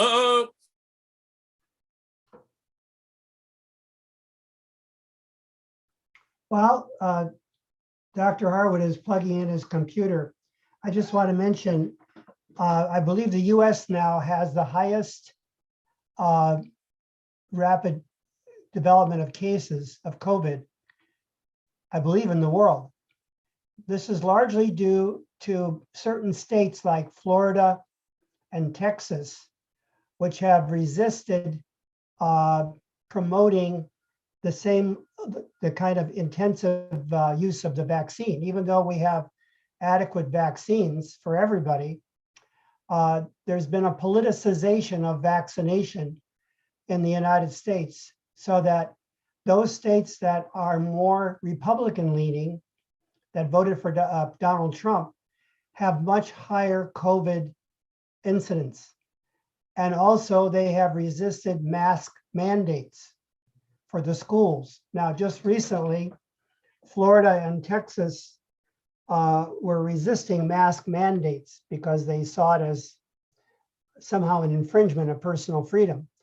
But because of the high incidence of COVID in Texas, the governor of Texas finally relented and said that the school districts could impose mask mandates, even though they had gone to the Texas Supreme Court to block it. Now they have said, because of the high rate of COVID in Texas, it has one of the, I think the highest in the United States, they are allowing mask mandates. So the uneven situation in the US breaks down partly along political lines. And this is very unfortunate because, you know, for the message of Fratelli Tutti is to promote the common good. Well, this is the problem in the United States perspective. We have this tug of war going on between two different ideologies, one promoting, well, personal freedom. You should have freedom whether you want the vaccine or not, or it's a personal choice. But the impact of not having the vaccine does affect the wider community, because the vaccine, the Delta variant, has spread so rapidly that it is now taken over as another wave of this pandemic. Sterling, I was just pointing out the other aspect of the pandemic in the United States is that there's a big imbalance between certain states in the United States of who is getting the vaccine and has high rate of COVID. And I mentioned about the politicization of the vaccine in states like Florida and Texas, where the governors have resisted having a mandate of masks because COVID is really streaking through those two states. I think 1/3 or 1/4 of all the cases in the United States are in those two big states, Florida and Texas. Yes, it's quite concentrated. And some of the Republicans and conservatives, independents, libertarians are coming around more, that they're seeing more of their fellows making up this 95% or more of the hospitalized from the new Delta variant. So you didn't think you could get rid of me that easily, did you, with a tripped fuse box switch? I think that we got an outlet that's out at the moment. We're doing some construction around the house. So I'm happy I didn't quite finish a couple of statistics. I don't know if you could keep them in your screen share or not, but there are a couple here at the very end. I think we were on number 10. China, the Delta variant got a foothold in mid-July and has spread to at least 18 provinces and at least 48 cities. China's schools are planning to open next month. China is using lockdowns and mass testing of entire cities. That's one thing that's always struck me, is that America doesn't seem to do testing. In fact, rarely have I even encountered people taking my temperature with a forehead thermometer entering a building. That only happened to me once at the Four Seasons Hotel when I went there for lunch with my family for a birthday. Mass testing of entire cities to try to combat the virus over the last weekend. 36 of the 48 cities reported no new cases. Overall cases in China have declined in each of the past several days. In New Zealand, interesting case, had not had a local case of COVID-19 in 6 months. That shows you what can be done. But had one case on Tuesday of this week and 4 cases on Wednesday. All 5 cases are the Delta variant. National lockdown for 3 days. And the city of Auckland, where the first case occurred, will be locked down for 7 days. Only 17% of the nation has been fully vaccinated in New Zealand. Throughout the pandemic, New Zealand has reported fewer than 3,000 cases and just 26 deaths. So that shows you what could be done. Of course, New Zealand's quite isolated as an island nation and located in the Pacific. In Asia and the Middle East, daily cases are fewer than 300,000, and daily deaths are 4,250. 13 countries remain at or near peak levels, including Japan, South Korea, Thailand, the Philippines, Malaysia, and Iran. Iran's 5th wave of cases reached a record a month ago. Iran reported a new single-day high record of deaths on Monday of this week. Indonesia is improving with recent drops in case levels and deaths. Despite the drops, Indonesia leads the world in the percentage of deaths with 1 in 7 reported deaths each day reported. And finally, in Africa, WHO warns that data is incomplete due to delays in reporting, but reported cases and deaths remain near record levels as a third wave of cases continues. Tunisia's cases are dropping, but decreases have stopped in South Africa, where cases remain well above the previous baseline of cases. Cases are rising sharply in Kenya and Togo. So we're So going to that- have, after your presentation, Dr. Harwood, we're going to have a presentation on Africa. The Yes, I hope I situation. didn't poach too much on the territory of the next speaker, but I was listening to this podcast. It has global scope by Dr. Michael Right. Osterholm. Yes, he's one of our recognized experts on COVID in the United States. Yes, well, I'm sorry to have, but I'm sure if our statistics disagree, go with his. My disclaimer was I'm not a healthcare professional, so it sounds like as though he is or she is. Perhaps there's some questions. I know some of our Indian colleagues are still with us. Did you have any comments on the American situation from our panelists from India?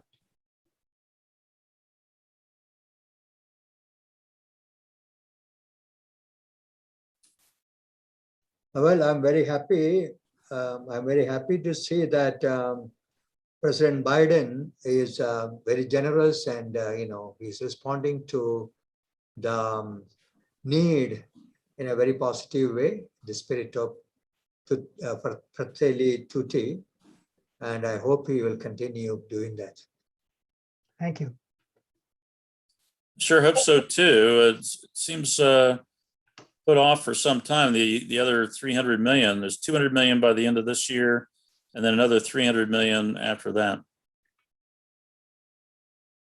Did you have any comment on the quotation I had from Hinduism? I'm sure you're much more familiar with it than I am, but I had a quote of a version of the Golden Rule from Hinduism there. Was that recognizable to you, or have we butchered it severely? It was in my list of 7. I should repeat it again. Yeah, it's number 2. Good people proceed while considering that what is best for others is best for themselves. And that's from the Hitopadesa, I don't know how to pronounce it, from Hinduism, according to William Shaw. Does that have a ring of truth to it? Are you familiar with that? Can you confirm or deny? No, I'm not that familiar with that. I mean, similar things are there, Nishkama karma, that means I help without expecting anything in return. That is a fundamental, that is a fundamental tradition of India, Nishkama karma. I do things, just like in the gospel, I do things without expecting a return. That is right. Very much yes. That's one of the things that came out yesterday in the seminar that I attended on Africa, where they have, it's called the Ubuntu philosophy. I am because you are because I am. Whereas in the United States, as you brought out, Sterling, we have more utilitarian approach to things.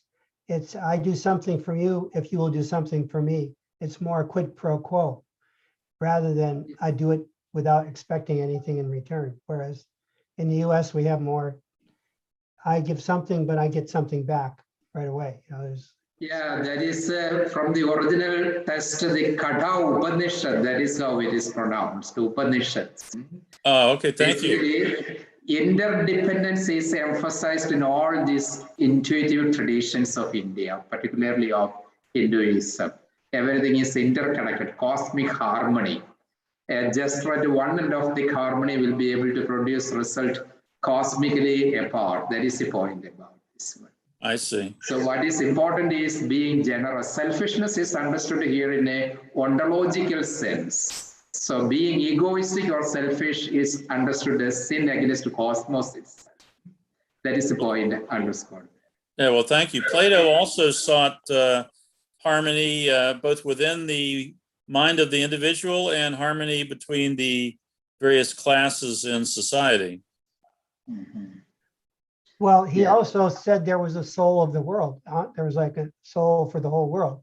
So picking up on the presentation on the soul, we have the same idea in Western philosophy, because going back to Plato, he said the whole cosmos has a soul. The individual has a soul, and the cosmic soul. And So- Plato's teacher, Socrates, insisted that he was a citizen of the world. And that made it over into America with Tom Paine, who wrote The Rights of Man, and who also said he was a citizen of the world. We have a question or comment from Margie Schneider. She says, Florida is definitely resisting, and it's not only due to Trump, but it's also due to the governor of Florida, who wants to punish those who want to instill the mandate. Want to comment on that? Yeah, that's Governor DeSantis, who's, I don't think they call him Trump light anymore. He may run for president, especially if Trump does not. So he has grand designs. I think he's making a miscalculation. I think there's going to be a backlash, and his poll numbers have been going down lately because it's just been getting so bad there. And what Biden was running on is just a competent, fight against COVID instead of politicizing it so much and making it into a party issue, a red and blue issue. And now we have the red states like Florida that went for Trump and that generally go Republican. They're suffering much, much more because of the lower vaccination rates in Alabama and Mississippi and Missouri. Louisiana's been hard hit, Texas, of course. So a lot of these traditionally red Republican, conservative, and libertarian states are being hit especially hard. So as nothing can change your mind faster, dying would change your mind permanently. And having someone close to you die, or seeing them the horrible way that these people die, struggling for weeks or months for breath, it's got to affect people. We have another comment from Tony Ercolano saying that perhaps another factor is individualism.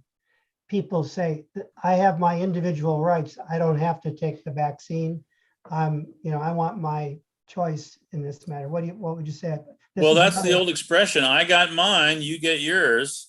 So that is an attitude you hear in Western civilization. And Kant is playing up on that. He thinks he's doing better than the golden rule. He does expect something in return. He thinks you have a duty to look after yourself and to defend yourself. And so if you can do that by bargaining, like I'll help you, but you got to help me, like I'll loan you the money, I'll loan you the vaccines, but then someday I expect you to come back with something or to pay me back once you get on your feet or something. If you can make a deal like that, I think Kant would say you're required to do that because you have a duty to yourself as well, to defend yourself and protect yourself longer term. So Biden's just giving them away with this COVAX program, but he's not making a treaty saying we're going to give you 100 million doses of the vaccine, but you have to give us the equivalent amount in medical aid within the next 20 years or something like that. So that would be a more individualistic or tit for tat, quid pro quo kind of reciprocity. But it sounds like the Hindu or Indian traditions are about giving without expecting anything in return. And that would be closer to the original golden rule without the Kant individualistic supplement. Another thing which hasn't been mentioned, Dr. Harwood, is the role of social media in complicating the rollout of the vaccine. You have certain social media sites in the United States that promote various implausible theories, that are way out there. And this has led to a politicization of this issue so that people feel, well, if it's being promoted by a democratic government, it must not be right because nothing good can come from the government that's informed by one party. So the politicization of even science and even Dr. Fauci, who is one of our top scientific figures in the pandemic, has been demonized in the right-wing media and online by certain websites. So it leads to a dysfunctionality and disinformation even about the pandemic, where people only go to their preferred website or their preferred Fox News or whatever to get information, which may not even be scientific. It may just be disinformation. So this is a big problem in the United States, and I don't know if it's true at all in India, but this is a problem in the US where even the science is being questioned by these alternative websites. I think it has to be a global problem because these platforms are global, although China seems to have preempted some of them and have alternate versions in China. But and the algorithms are the same used in the platform all over the world.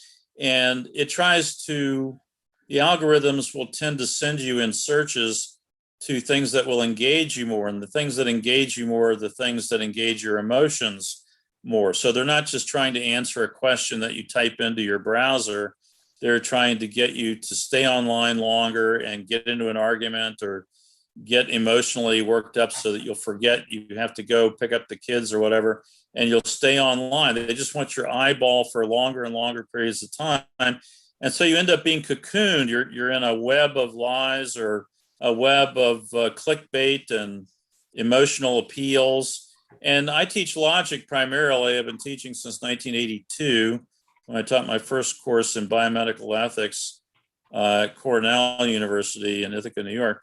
But these days I teach usually 80 or more students in classes at Evergreen Valley College in logic and critical thinking. And we have this fallacy that we learn to avoid. A fallacy is a mistake in reasoning called the ad hominem fallacy. And that's when you attack the person either in an abusive way by name calling, or you attack the person based on where they're from, what party they're from, what geographical region they're from, what family they're from, and what religion they're from or something, some sort of identity politics. And so that's what's going on here. It's fallacious reasoning, illogical reasoning, where they blame the other and don't trust the other, even in common sense ways. Even a physical barrier like a mask, that people will say, well, masks just don't work. I mean, but they do believe that a fence will work to keep the other out, but they don't believe that a mask will work as like a little wearable fence that you put over your nose and mouth to keep the virus out. So it's so strange that they would believe in physical barriers in the case of a fence at the border, but they don't believe in physical barriers with a face mask, even though healthcare professionals the world around have had a common practice of using it. So you think it has passed the time-tested professional practices of the medical profession. All around the world, masks are worn to prevent the spread of germs in operating theaters and elsewhere. We just to let everybody know,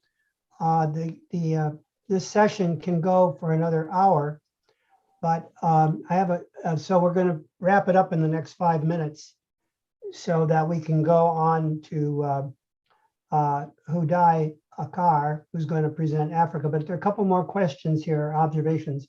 From Anthony Pino, he mentions, Florida has a high number of retirees who are especially vulnerable to the virus.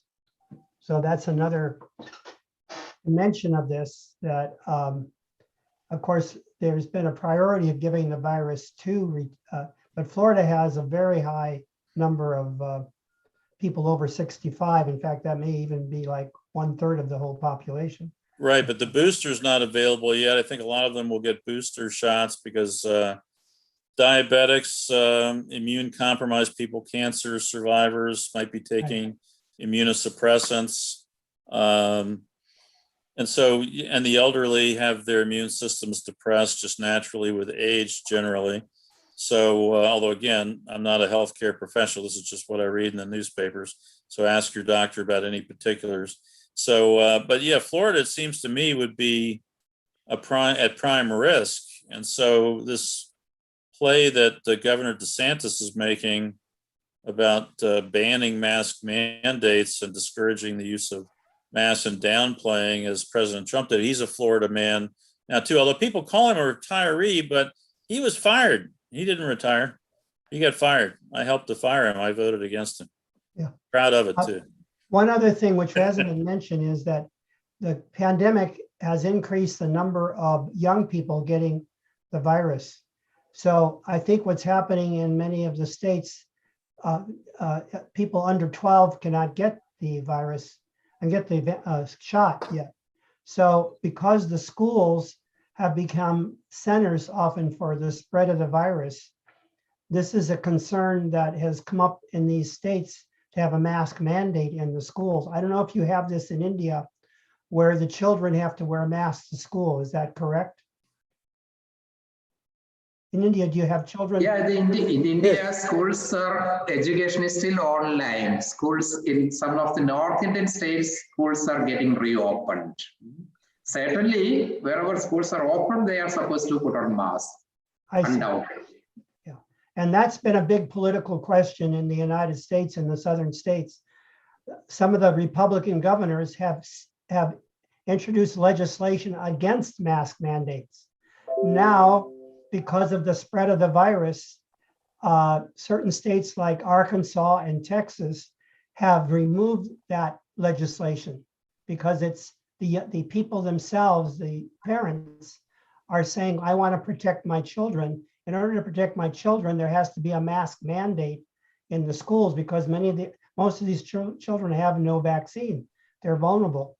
So I think go ahead, Jerry, finish your thought. So the states that have resisted the mask mandate, some of those now, just yesterday, Texas said they're going to allow for the mask mandate because there were so many cases spreading now throughout the state, particularly among younger people, that they've said we have to have this, we'll allow this mask mandate. Go ahead, Steve. Well, also younger people, I think, are showing up in hospitals more because they were told early on that they were not at as high a risk as the elderly. Right. And so they didn't bother to get vaccinated, but then the Delta variant caught everybody somewhat by surprise. And now, since the percentages are so high, 95% or more of those hospitalized are unvaccinated, we're seeing the younger people who were not vaccinated also show up. And the Delta variant just seems to spread much more rapidly. It has a much bigger R-naught number.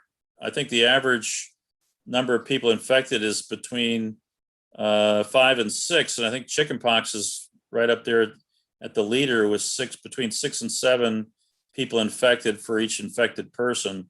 They will go on to infect 5 or 6 others with the Delta variant. It used to be down around 3 or between 2 and 3 or 3.5, I think is the highest I saw for the Alpha variant, the original Wuhan strain. Maybe Liam Callahan, who's in Ireland, maybe you could say something about the perspective from Europe on the coronavirus. Well, cases are declining. So we have someone from Ireland. I'm calling upon.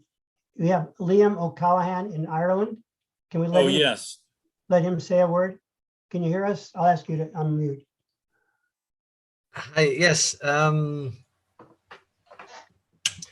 I missed some of that talk. I was out for a while, so I'll just come back. Yeah, it's here in Ireland at the moment. It's the vaccination rate is quite high. It's about I think about 72% of all people over 12 years of age have been vaccinated. So that's gone pretty well. But nonetheless, there is concern as there is still infection rates of something like maybe 17 or 1800 cases per day. So it is still a concern. So in that sense, it could look like into the future there might still be over the next few months a further rise of cases over the winter and into the if hospitals are unable to cope, that could be an issue. So it's a major improvement, especially in relation to the vaccination rollout. but nonetheless, a number of people who are not yet vaccinated are getting infected, but also some people who have been vaccinated, which is a bit of a concern. So that would be, I suppose, the most up-to-date situation here at the moment. Thank you, Liam. I think since we're coming to the end of the time for Dr. Harwood, do you want any other questions before we move over to our next speaker? Well, while you're searching for a question, I didn't want to put a shout out to Ireland, because I understand that Ireland has a great technology that I like a lot, and it puts turbines in the water. And as the tides go in and out, it turns the turbines and creates electricity through tidal power. And I wish we had that all around the world. I think that's a cool idea. So a shout out to Ireland on that. Okay, it's still very, very little though. It has great potential, and that's what is hoping to be developed, but it's still very, very minuscule in terms of what's actually happening. But yeah, I think great potential. I agree. I think, Liam, you're up in the next program on the environment. Yes. Yeah. So we have after we have finish the coronavirus pandemic this afternoon, I think beginning at 12:30 California time. That's we right. have a program on the environment, and Father Liam is going to speak as part of that. Am I correct, Liam? That's correct. Yes. Yeah. So I think at that we'll ask, thank you, Dr. Harwood, for your enlightening presentation on the U.S. perspective on the coronavirus. You're most welcome. Thank you for inviting me.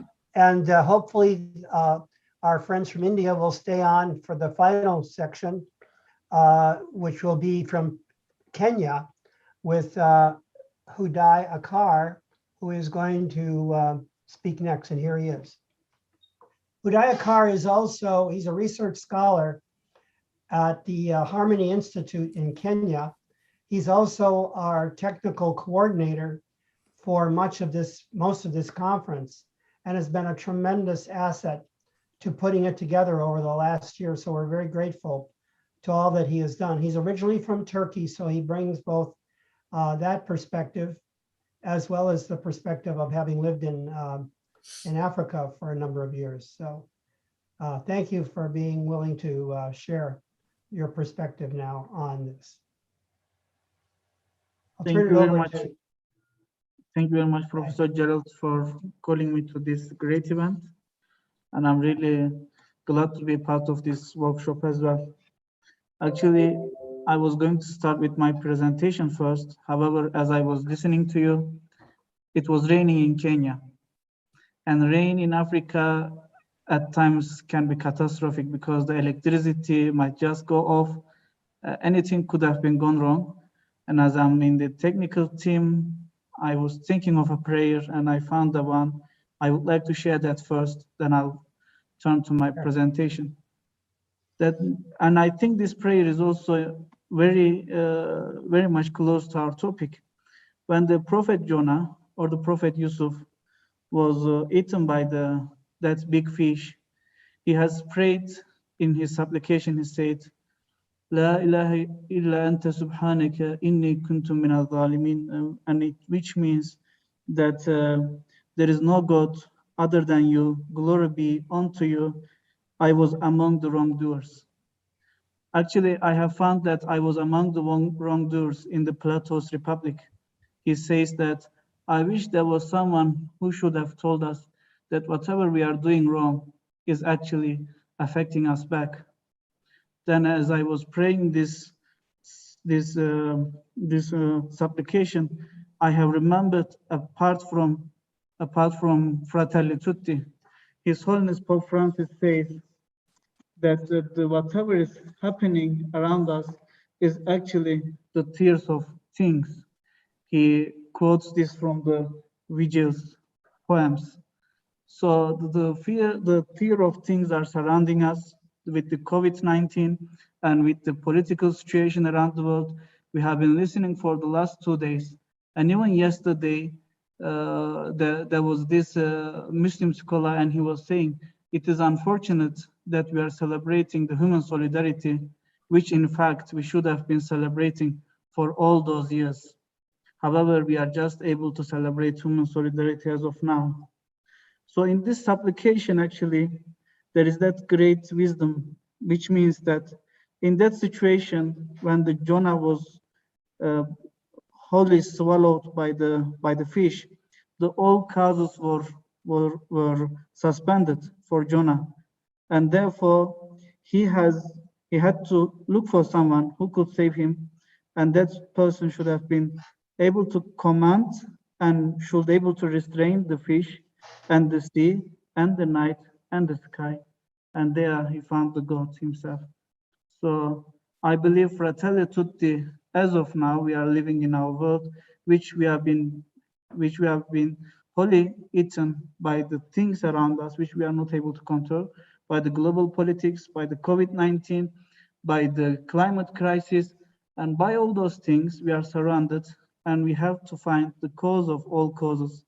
And Pope Francis, His Holiness, I think will be the cause for bringing peace towards a better future. So now I would like to share my screen to start my presentation.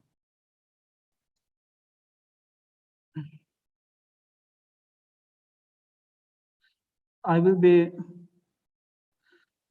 speaking on the path to human solidarity, a case study of the COVID-19 pandemic in understanding the current global politics and a way forward. So first of all, I think we all should understand what is the vaccine nationalism. Vaccine nationalism was actually a newly formed understanding, a newly formed phenomenon, and it was first addressed by the World Health Organization director. And in his writing to economists, he said that the vaccine nationalism and actually the vaccine allocation has already been a zero-sum game, which is really a sad scenario, because it is a sad story, because in Fratelli Tutti, Pope Francis says we cannot be saved alone. However, on the other hand, we are all trying to be saved alone. And in the same paper, he says 16% of the world's population have bought up to 60% of the world's vaccine supplies, and that is vaccine nationalism. And as Professor Harwood said, only 1.5% of the whole vaccine have been administered to Africa. Only 1.5%. And moving forward, Secretary General of United Nations have said that the pandemic is a clear test of international cooperation, a test which we have failed, essentially failed. And this is a really nice understanding. And why did we fail this? Actually, I would like to take us back to 16th century. The first speaker from India, he said that, does the nations have a soul? In 16th century, after the Westphalia Agreement, our great philosophers said that the nation does not have a soul. Therefore, it does not need a salvation, and therefore it can do whatever it needs for the sake of its survival. At this point, I would like to point out a very important word, and it is that I'm so sorry, and it is that the politics that runs around the benefits, which revolves around the benefits, is a savagery, and that is what we are seeing today. Within that secularistic idea, we have also designed the power, and in this power, we have taught that what is important is to controlling the actions of the other through influencing, and this influence could come from persuasion, or the military power, or combination of any of these. And this understanding of power has also bring us a new understanding of security. And in this security understanding, we have said the elimination of the threat is the elimination of the threat to referent object. And our referent object in the traditional security have been the nation itself. And the threat was the other, and the elimination was through military power. And that has led us to a culture of humiliation. For all these years, we have been creating humiliated cultures. We have been creating nations that who fell and who are trying to get a revenge out of us. And of course, there is a bill that comes out of this, and this bill comes with globalization. Globalization, but at what cost of globalization? The Marx and also another Islamic scholar, both they say that the human family, in their history, they have been going through from kingdom to slavery, from slavery to industrial age, and as of now, we are somehow half slaves because we are somehow paid, but however, on the other hand, we are not really free. And we can see the exploitation in the third world countries. The exploitation is still continuous. The gap between rich and poor is growing all around the world, and also we are creating populist regimes that is creating that political marketplace. And I would like to put a quote at this place from Fratelli Tutti. In Fratelli Tutti, His Holiness Pope Francis says, plunging people into despair closes a perfectly perverse circle. Such is the agenda of the invisible dictatorship of hidden interests that have gained mastery over both resources and the possibility of thinking and exercising and expressing opinions. So what is happening around us, as we have been talking, that we have created such an environment for around us in the global political framework that actually we are just oppressing the thoughts. We are just oppressing the freedom of thinking, and we are not really able to address these issues. I would like to give examples from the history at this point.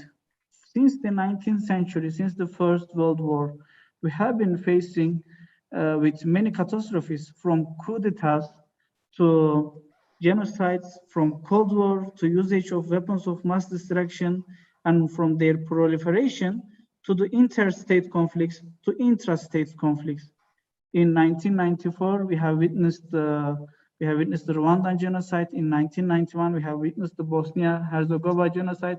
And as we are speaking right now, we are witnessing horrible acts of atrocities in Afghanistan, in Cabo Delgado port, in other places of the world as well. So what happened after the 19th century? After the secularism, we have thought, how can we live the life better without the help of religion? So we have found theories that they said there is realism. And in the realism, it says the human being, in its essence, is a bat, so it cannot cooperate. So every nation must look for themselves. And living in that suspicion towards each other has created wars. And that has caused the Second World War. And after that, we have said, no, we need a collaboration. And that is through liberalism. And in liberalism, we have seen the rising of United Nations, and even the second chairman of the Secretary General of United Nations said that United Nations is not created to take man to heaven, but to escape from hell. However, I would like to ask you, in the height of liberalism in 1994, in 1991, just after the end of Cold War, we have seen such atrocities that has been happened under the reign of liberalism. And liberalism says that human being in its essence is a good, and we can collaborate, and there is a moral values in the world. However, there is a however, it says that we can collaborate if it is in the interest of all of us. So I would like to continue from here, as I believe I have trying to draw a holistic picture of the global politics in order to place the Fratelli Tutti for our future. And we are at that point. There is this book called "Look Who Is Back" by Timur Worms, and at there the Hitler, he doesn't die. Actually, he just goes into a time travel, and after this time travel, once he sees our society as it is in Europe and in the United States, he says this: I can work with this.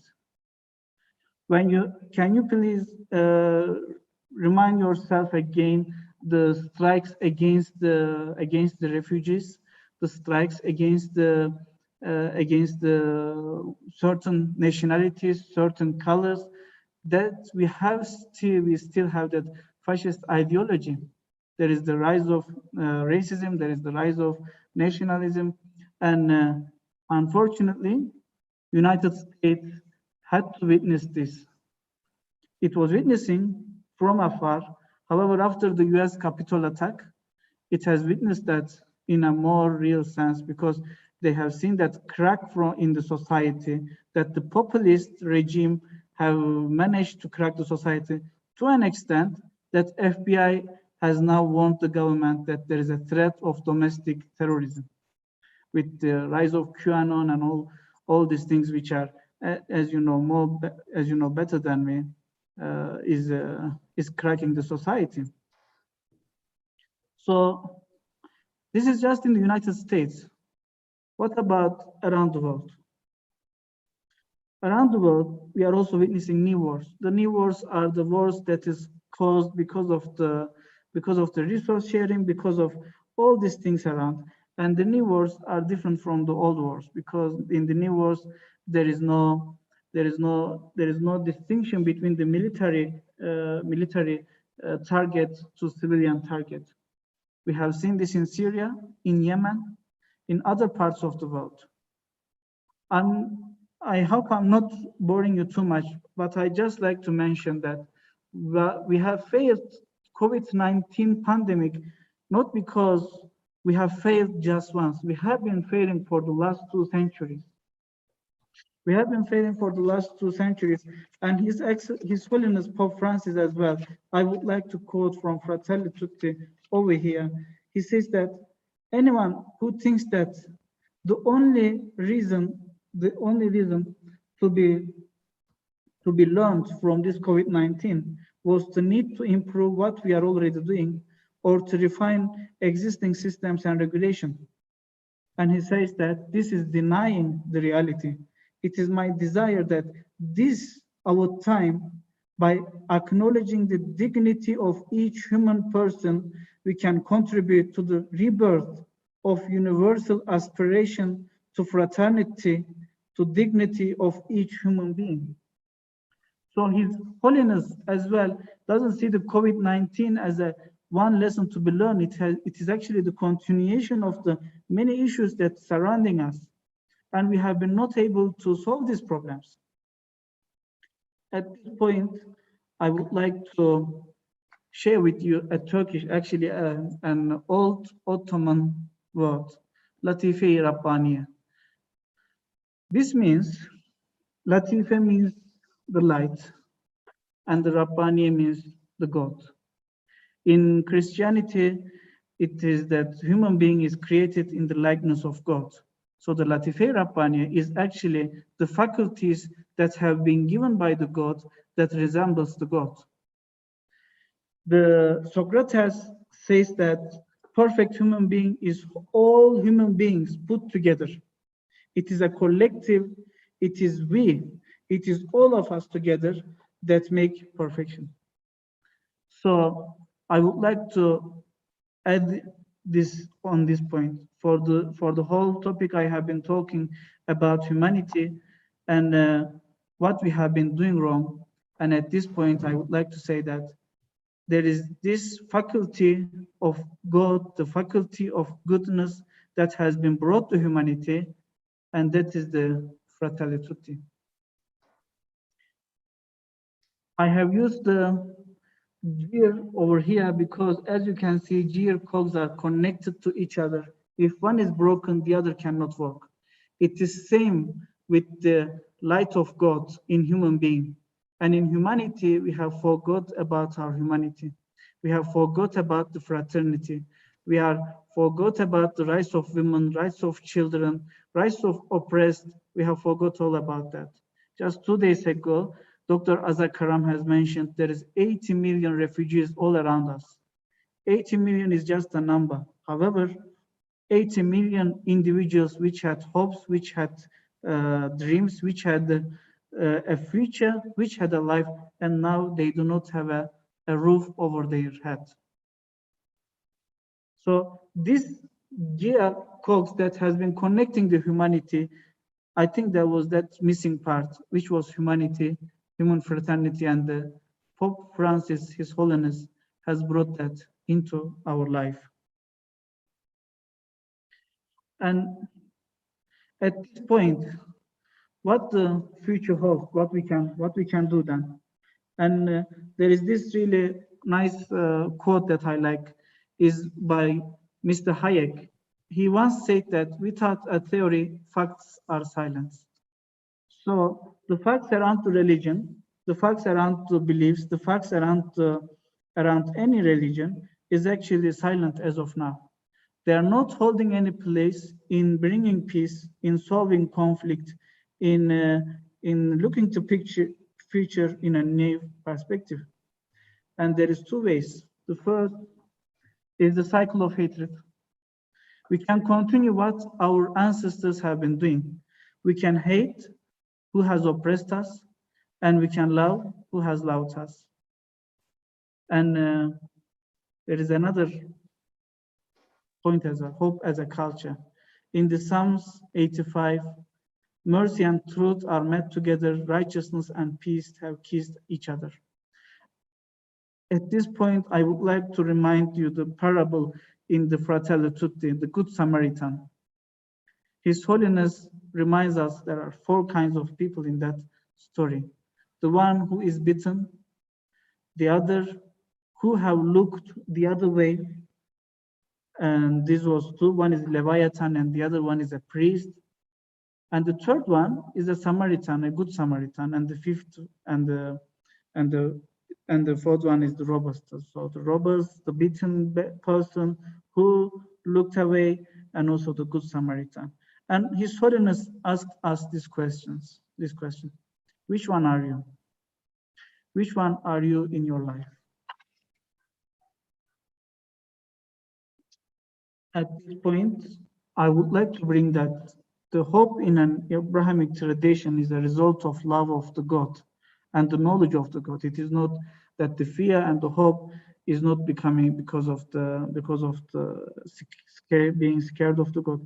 And this is why it is important, because in religion, if you fear from the afterlife, and if you fear from if you have a fear, or if you have a love towards God, then you'll be more careful in your actions. And you won't fall into disbelief, or you won't fall into despair, and which is the secret agenda of the dictators, as His Holiness Pope Francis says. I would like to continue. And as I was searching, I have came across few parables.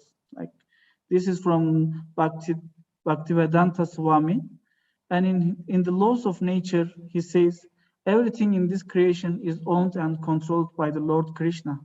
One should therefore accept only those things necessary for himself, which are set aside as his quota, and one should not accept other things, knowing well to whom they belong.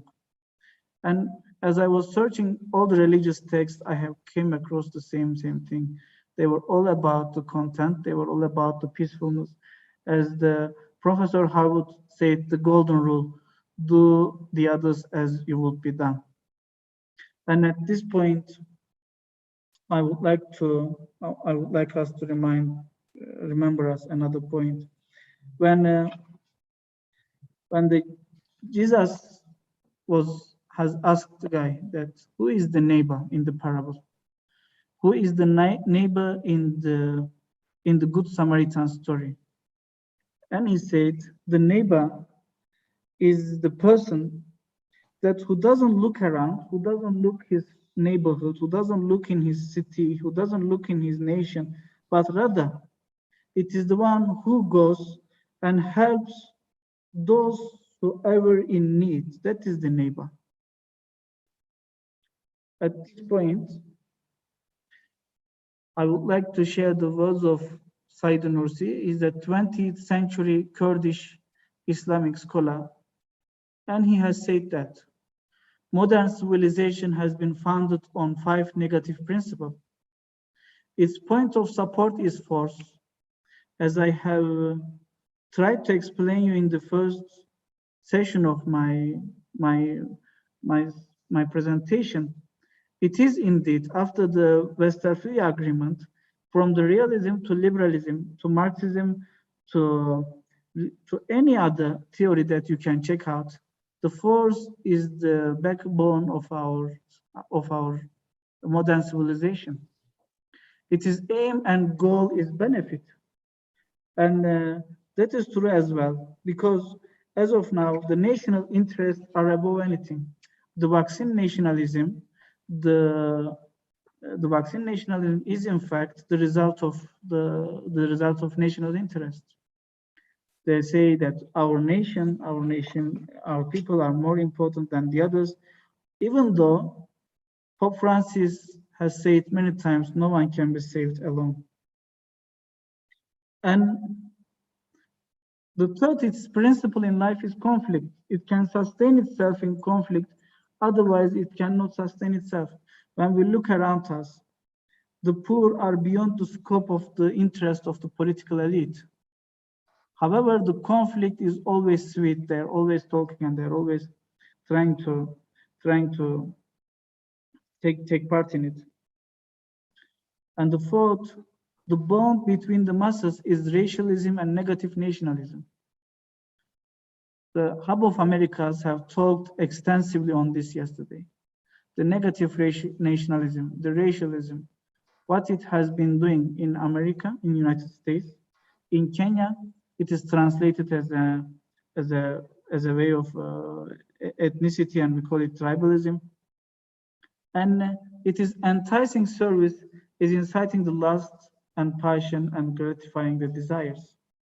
And actually, all these notions are existing in the Fratelli Tutti as well. And he continues as this. However, the civilization in the religious context, it compromises and commands this. Its point of support is truth instead of force. Its goal is virtue in place of benefit. In the Fratelli Tutti, His Holiness says that people nowadays are not caring about virtue. They are going after the benefits with these virtual systems growing up, with this technology growing up. They are becoming more individualistic. They are becoming more self-centered. And its means of unity are the ties of religion, country, and class in place of racialism and nationalism. So in the religion, what unites us are the religion, our country, our class. However, it's not the racialism or nationalism. It's not because I'm this, I'm together with those, not like that. In life is the principle of mutual assistance instead of the principle of conflict. As His Holiness Pope Francis says, which are you in those 4 people? Where do you put yourself? Are you the robber? Are you the who is robbed, or you are the one who is helping them? Are you the good Samaritan? And at here, I would like to highlight another thing, which is as well in the light with Fratelli Tutti, is that the same scholar, the Islamic scholar, he says that the revival of the religion is the revival of the nation. The life of religion is the light of life, he says. And as these words have always haunted me, because the religious people are not always, per se, are the best of their virtues. However, His Holiness Pope Francis, as if making the sentence continue, he says, belief in God and the worship of God are not enough to ensure that we are actually living in a way pleasing to God. And then he adds, what is the way of pleasing the God? And here he always talks about the dignity, giving the dignity of human being back to human being. And what is that human dignity that he has been talking in the Fratelli Tutti, and I have found this. He says, we are created for a fulfillment that can only be found in love. That can only be found in love. This is true for COVID-19. This is true for the mainstream international relations theories and all the others. And it continues, it offers guidance instead of lust.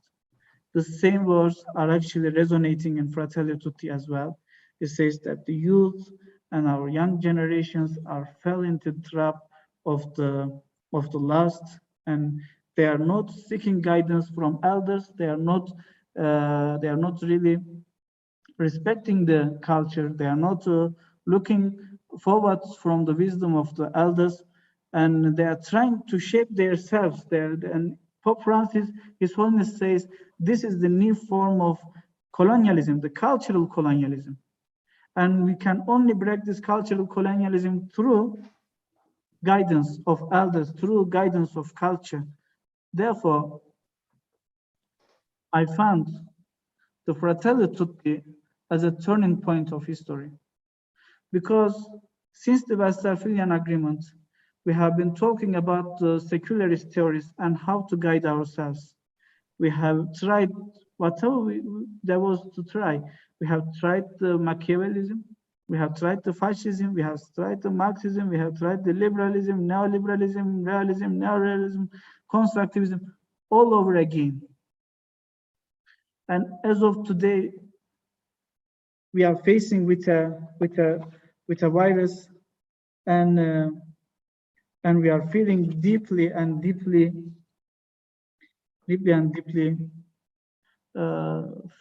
fell into trap. We are not able to do anything.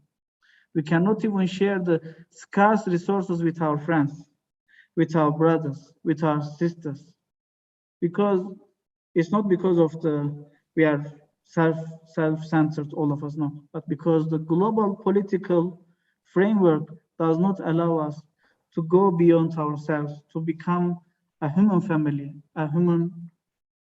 to achieve human fraternity. And at this point, Pope Francis says, together we can seek the truth in dialogue, in relaxed conversations like this, or in passionate debate. And I have been talking about this because His Holiness again said that true wisdom demands on encountering with reality. We need to encounter with reality. We need to look around us, and instead of blaming on political groups or certain nationalities or the other or the neighbor or that or this, in encountering the reality, we are seeing that the global framework is actually the thing that is leaving us behind from humanity.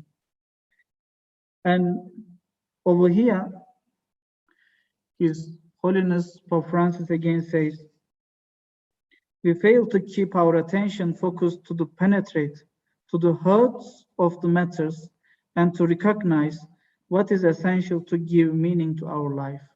And throughout the encyclical, he always says that it is love, it is understanding, it is dialogue, and it is being saved together.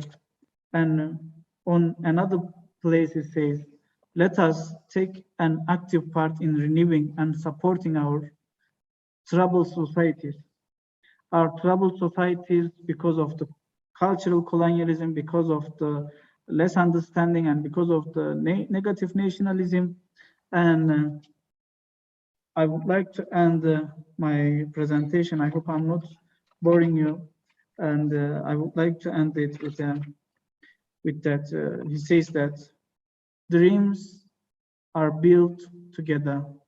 So let us not be prisoners of the virtual reality. Let us not lose the taste of flavor of truly real. What is truly real? And let us build this dream together, the future. And this is one of my favorite passages from Bible. It says, blessed are the peacemakers, for they will be called the children of God. And I hope we, as the Fratelli Tutti conference, and all whoever joining us from wherever they are joining, with whomever they are, by being a peacemaker, they will be called children of God together without any distinction. Well, thank you very much. I hope I have not bored you. I have tried my best. Thank you. Thank you very much, Uday. This was a wonderful presentation. We have a comment from Tony Ercolano. He says, too bad we cannot declare environmental degradation to be our common enemy and unite around that. So we're going to have a panel this afternoon on the environment. And he's suggesting that perhaps, again, we're looking for those things that unite humanity. And that's where, again, the religion and science aspect of this come in. Religion can provide the spiritual framework, and science is telling us the earth is heating up. It's burning up. We're seeing that in California with tremendous fires, and even today there's smoke in our skies. We can't get, it's like right in front of us. So perhaps the environment is one way humanity can come together. What do you think of that suggestion? Actually, that is a great suggestion, sir. I think you might be familiar with the Homer Dixon's environmental scarcity theory. In the 1994, he said that in the future we are not going to see conflicts because of the resources that is unrenewable, like petroleum or the gas.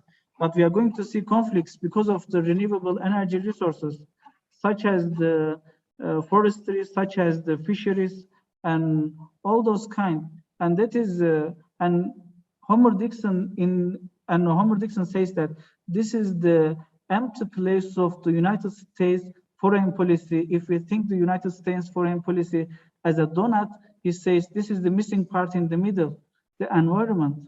And this has been told. This has been told on 1994. You can check this, Becoming Anarchy, by the R.D. Kaplan's Atlantic magazine. There it says this is the missing part of the United States foreign policy, and it is true. As I'm talking from Kenya, I'm seeing conflicts that has been erupting because of the ecological disorders, because of the renewable, because of the resource sharing programs. The whole issue of South Sudan, all that conflict, all that things that we have been blind eyeing is because of the resources. What is happening right now in Mozambique, Cabo Delgado port is because of the resources. Why we had the Ebola in the first place in Liberia is because of the resources. Because people were told, don't eat the hunting meat, the bush meat, and they were saying, we don't have any meat to eat. There is no other meat to eat. We had to eat bush meats, primarily the monkeys and all such kind. So actually, we are seeing this right now in Africa. However, United States and developed countries, you are not able to see this yet because of the good governance, because of the treasuries that you are having. You can get the resources from outside. However, the outside, the Africa, the Middle East, the Far East Asia, the Asia Pacific, it is drying up. And we might see the same things in there as well. I think, I don't know if I was able to answer. Even in the Western United States, the prediction is we're not going to have enough water. The fires will continue to, so it isn't just We used to think that problems of the environment was out there somewhere in another part of the world, like Africa, the Sahara. But now the drought and the fires and the problems of the environment are coming home, so that the temperatures in the western part of the United States in some parts are up over 120. We can't, you can't even go outside, it's so hot. So the environmental degradation is affecting everybody. Actually, over here, Professor Gerald, I have remembered a passage from Fratelli Tutti. His Holiness says that we have been turning a blind eye to the deaths of our elderly because of the climate change. It was too hot and it was too cold, and our elderly and our ill persons in our community were dying constantly, but we were turning a blind eye. And now with COVID-19, they are dying, and we are out of a sudden, we are thinking as if this has happened today. However, before COVID-19, because of the climate changes, we have lost many elderly who is the wise and the heritage of our community. Perhaps India, our Indian representatives, is there any attempt to unite the religion and science around the climate issue? Around the climate, because that's affecting everybody. Actually, Professor Gerald, there is this Faith for Earth initiative, which I was honored to be part of. It is workshops just as this one. And in 2 years ago, they have created this initiative, Faith for Earth. And in this initiative, they are talking about, and it is again, it was created in the light of Laudato Si' Mi Signore, the other encyclical of His Holiness Pope Francis. And with his being the flag bearer, all the other religions have come together to find solutions around the religion. As far as I know, from the Islamic perspective, they have been talking around the Surah Al-Rahma, the chapter of Rahma or the mercy. In this chapter, the God reveals that to Prophet that he has created the world in the Mizan, and the Mizan means the balance. And he says we are the ones he has selected to keep that balance.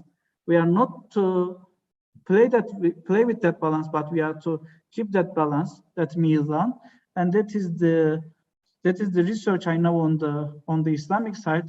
But Faith for Earth initiative is really doing great work in bringing the other religions as well to the environmental issues. I think our Indian group have left us now. It's probably getting pretty late there. But let's see. From the European perspective, Liam, do you want to comment on how the environment is playing out, the religion and science aspect in Europe? I think you're going to go into that this afternoon.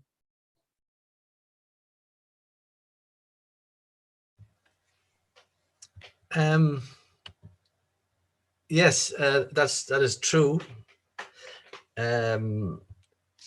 I think personally it is one area, common concern for environmental protection and working together on saving our common home, as Pope Francis calls it, is one of the crucial aspects of it. And there is much happening.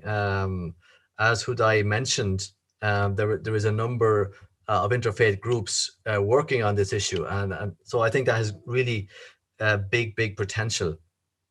And it's relatively recent. Unfortunately, the religions have been quite slow to become really center stage on this issue. And really, maybe Pope Francis's encyclical Laudato Si in 2015 was a very critical intervention, because since then, many religions, there's been a fantastic Islamic statement on climate change, Hindu, Buddhist, and Jewish. So there is a whole new awareness of our responsibility, our religious and spiritual responsibility to protect the earth. And so I think this is something that we can offer to the environmental concern, the environmental campaign. And for example, there are two major UN meetings happening this year, the COP26 on climate change in Glasgow, which is crucial in terms of getting countries to commit to their emissions, and also on biodiversity then in coming in China, probably next year. It has been postponed because of COVID. So those are two crucial, and I think there are many interfaith groups, religious groups campaigning and working on those. And I think that is something, it's a huge issue that I think we can get together on and work on. Thank you. We just had a workshop, a 2-3-day workshop we had on China here in Santa Clara University. And I know China is another group that is working on the climate, and Governor Brown has been working closely with some of the people in China on that. So hopefully China can play a role also in this, because the two biggest emitters are China and the US, I believe. So if these two economic systems can be impacted, then that can go a long way toward helping us meet the goal of keeping the increase of temperature below the 2 degrees centigrade that we're talking about. We're trying to keep it to 1.5. So the UN report on climate just came out a few weeks ago, which is saying the world is kind of at a tipping point. And Governor Brown was saying, if we don't do this, civilization itself is impacted for the future. And fewer people in the world will be able to live in a habitable environment. So we're all in it together. Okay, I think we're down to just a few of us right now. So maybe we'll wrap it up. Mary, did you want to have any comment? I just want to, if someone would like to comment on the link between climate degradation and pandemics. The fact that we are seeing, I don't think it's a coincidence. I think one has a definite impact upon the other. Anybody would like to comment on that? Do you have any comments, Sudai or Liam or Sterling? The relationship of climate degradation to the pandemic. I don't know if there is a really direct link between the both of them, but what I know in the both there is the degradation of human virtues, because as just before the COVID-19 pandemic have begun, I was reading this paper on that. There is superbugs coming from United States, the bacteria that have been evolved and now they are threatening the human life. And it was seen that in the coming future, in 2030 to 2040, there would be pandemics because of the superbugs. And the main reason again was us using the chemicals and using the pharmaceutical business out of its way. So I think it comes down to the same thing. It is the degradation of human virtues that has been degrading the environment and that has been threatening us on the life of our health, because the antibiotics and their usage without any consideration for so many years. And even though there was a way to, instead of antibiotics, there was also a virus which can kill the bacteria. However, it was researched by the Soviet Union in Georgia, and because the Soviet Union lost the Cold War, that research has been closed. And right now, some of the patients from the United States who are not able to be cured with antibiotics or the modern medicines, they go to Georgia to get some viruses, and that virus is on the soil, and it has no effect on human body, according to some research. So there is actually, we are still thinking with our national interests. Once we won the Cold War, we do not give any interest to their medical research. Instead, we support our pharmaceutical business in antibiotics. So I think there is human virtues degradation there. I was also thinking about the fact that, and in fact, I read things on this, that the loss of habitat is contributing to all of these, I believe they're called zoological, something like that, or zootropic illnesses and disease that can pass from animals to humans. So I'm thinking, you know, the climate crisis has an impact on the loss of habitat for all of our non-human brothers and sisters that we should be concerned about as well. Actually, that is a better answer. Sorry. Thank you. I would just briefly come in there at that point. I think that's very correct. You know, in all our discussions on the coronavirus and vaccines and everything else, there has been no mention really of that point. And I think that's a crucial one, that you know, human activity is encroaching so much on the natural world, and ecosystems and habitats for all sorts of animals and creatures are being squeezed further and further.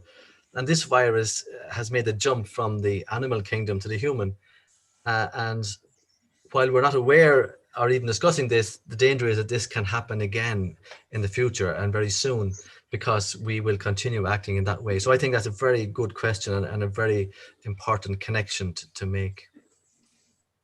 Yeah, I think in the presentation that was made on the coronavirus, I think trying to pinpoint who's responsible for it is a mistake.